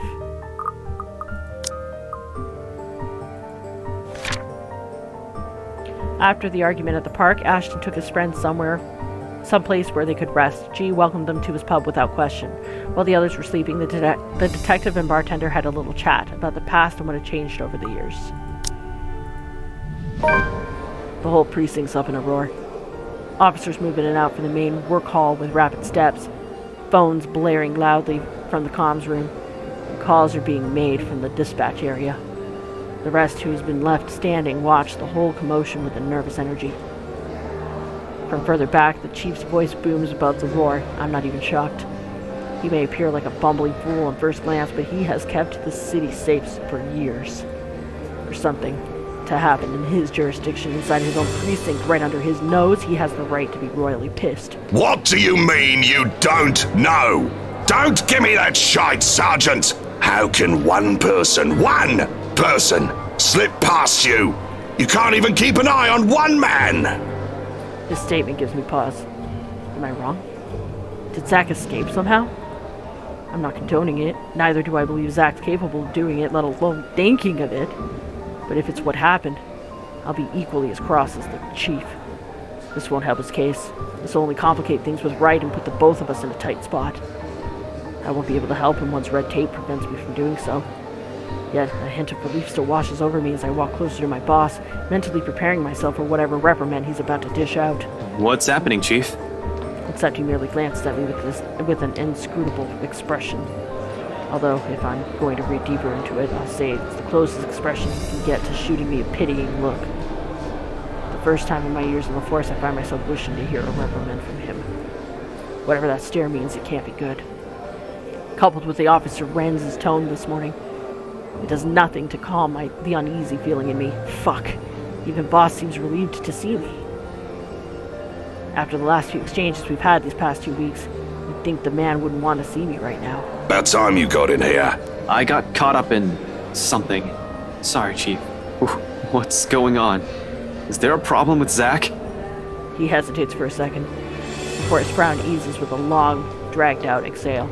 I'm not sure if you can call this a problem, Frey, but I'll let you be the judge of that. Follow me. And you, I want your full report about this by the end of the day. It better be good or you are kissing that badge goodbye. The officer is addressing the sergeant, a man in his late 20s to 30s who transferred here last year, shrinks back in his chair. Yeah, he was the one who was basically yelling at Zack to shut up because he was trying to sleep. I don't quite remember his name. I've only seen him quite a number of times since I'm often out at the precinct. But if my memory serves me right, he's the guy currently assigned to late night shift. At least until this month ends. Depending on how bad this is, he'll either be given a verbal warning, a suspension, or a dismissal. It's not a position I envy him for being in right now. Oh, but trust me, you will want to murder this fool. Although there's really not much time left to feel sorry for him either. As soon as the chief's done roasting the other officers behind the guy, he gestures for me to follow, straight towards the precinct's holding cells. And it's as if a switch has been turned off. The moment he steps away from the small crowd, the entire main lobby goes silent. For one reason or another, it feels like everyone's simply waiting for the metaphorical hammer to fall. Even their stares, before we turn into an adjacent hallway, exude the same pitying vibe as the chief's. All of which I might have easily ignored any other day. People here can be a bunch of gossip mongers. It's only the significant glance the chief throws my way before pushing the door open that stops me. Not that there's even a need to mull it over. Because the moment he swings it open, it strikes me. A sharp, dry, metallic scent. I've already grown familiar of it over the years. It's another one of those things you'll have to get used to once they start handing you the homicide cases. Now just a whiff of it tells enough for me to gauge the severity of the situation.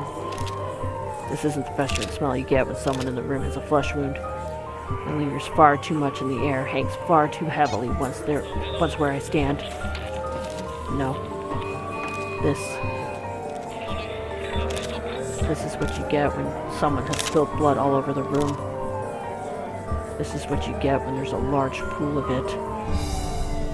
This is what you get when no one bothers to clean up for a few hours, because forensic work isn't done yet.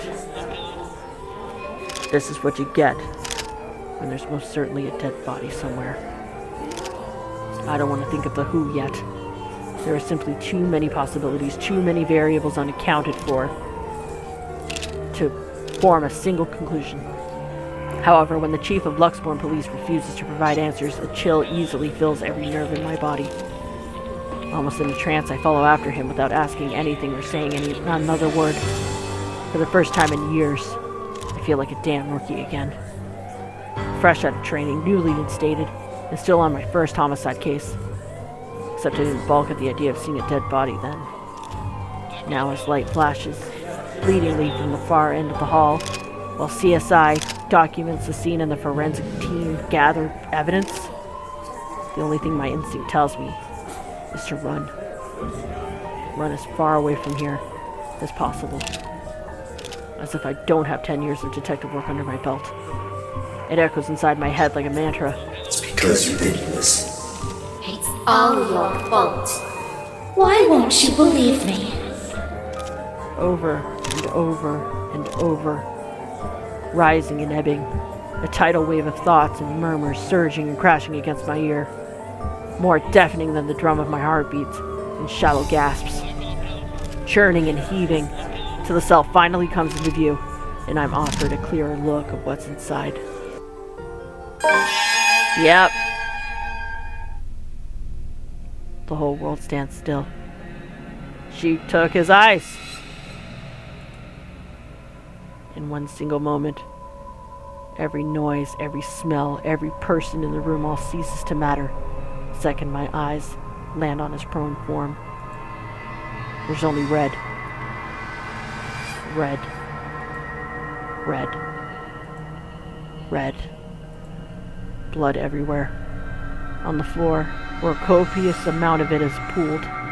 On the walls, smeared on every crack and tile his hands can reach. On his face and shoulders, dripping from every gash and tear flowing from the hollow gap where his eyes should have been. A custodial officer found him when they brought him breakfast. It was too late. He was already dead by that time. Some 3 to 4 hours, according to the blokes from forensics. There had been a struggle, based alone on the smear patterns left on the bars and floors, but only so much of this small cell will allow him.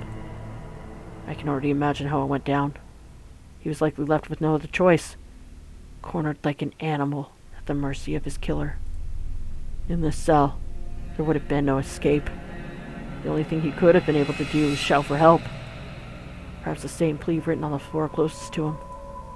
Help me. Help me. Help me. Help that he didn't even get. And it calls for a whole lot of questions. Not the hows. Logic's already flown out the window from the start.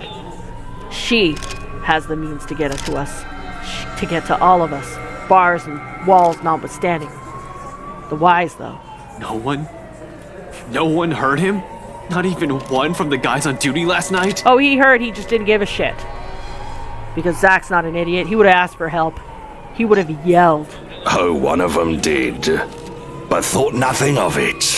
The guy he was yelling at. Then why didn't they do anything? He's just a room away! They must have assumed your friend's just asking for attention. Henry wasn't clear on the details when I questioned him about it. Of course not. He didn't want to say he was trying to get some sleep. You've been serving in this precinct for more than a decade, though. You should be aware by now how rowdy the folks we detain here can become. Oh, so you're blaming the prisoner. But that's not the only problem we have here. Someone got in and out of this place without anyone noticing. Yep. Even the surveillance footage is a bust. Oh, good. Tech's going over it now, but I don't think we'll get anything from it. The media will have a field day when they learn of this, Frey. Keep it mum for now. I'll let you know because he's your... well, you deserve to know.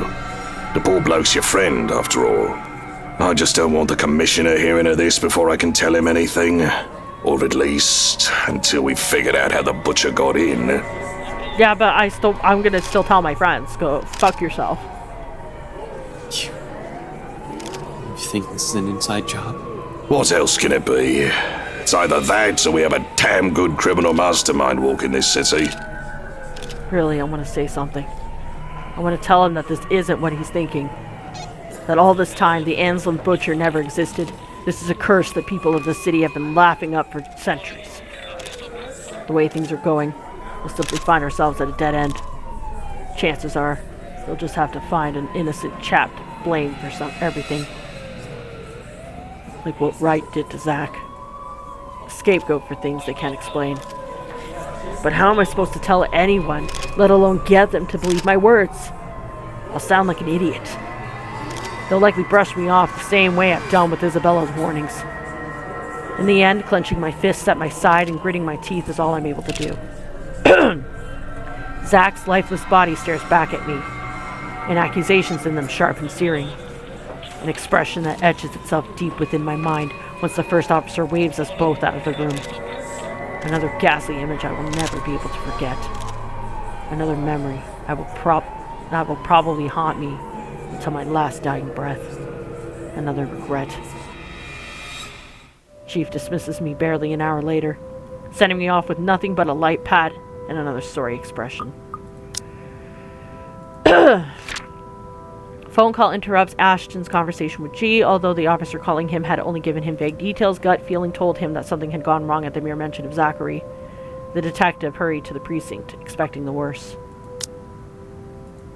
I'm not entirely sure if that's supposed to be reassuring. There's plenty more to do.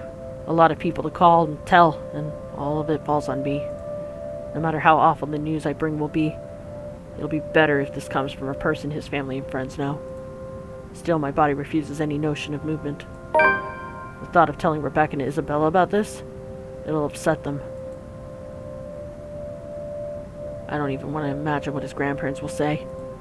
They're good, kind, warm-hearted people who've given me another family even without me asking for it. They welcomed me, invited me every time, easily reminded me of what having a whole home feels like. I thought I've already forgotten. Zach's older sister will definitely show up in my apartment, though, ring my doorbell and punch me as soon as I open the door, just like last time. She's right. I am the kind of person who brings nothing but trouble. She's known all along that Zach should have stopped hanging out with me. Warned him several times. Zach often laughed off her concerns. I used to think it's because he enjoys the friendship as much as I do, despite the huge part of it going unspoken between us throughout the years. Now he's dead. I thought I had more time. I thought he'd be safe. I acted too late.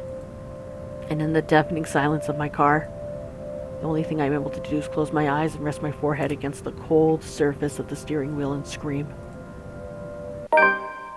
Scream until my throat bleeds raw.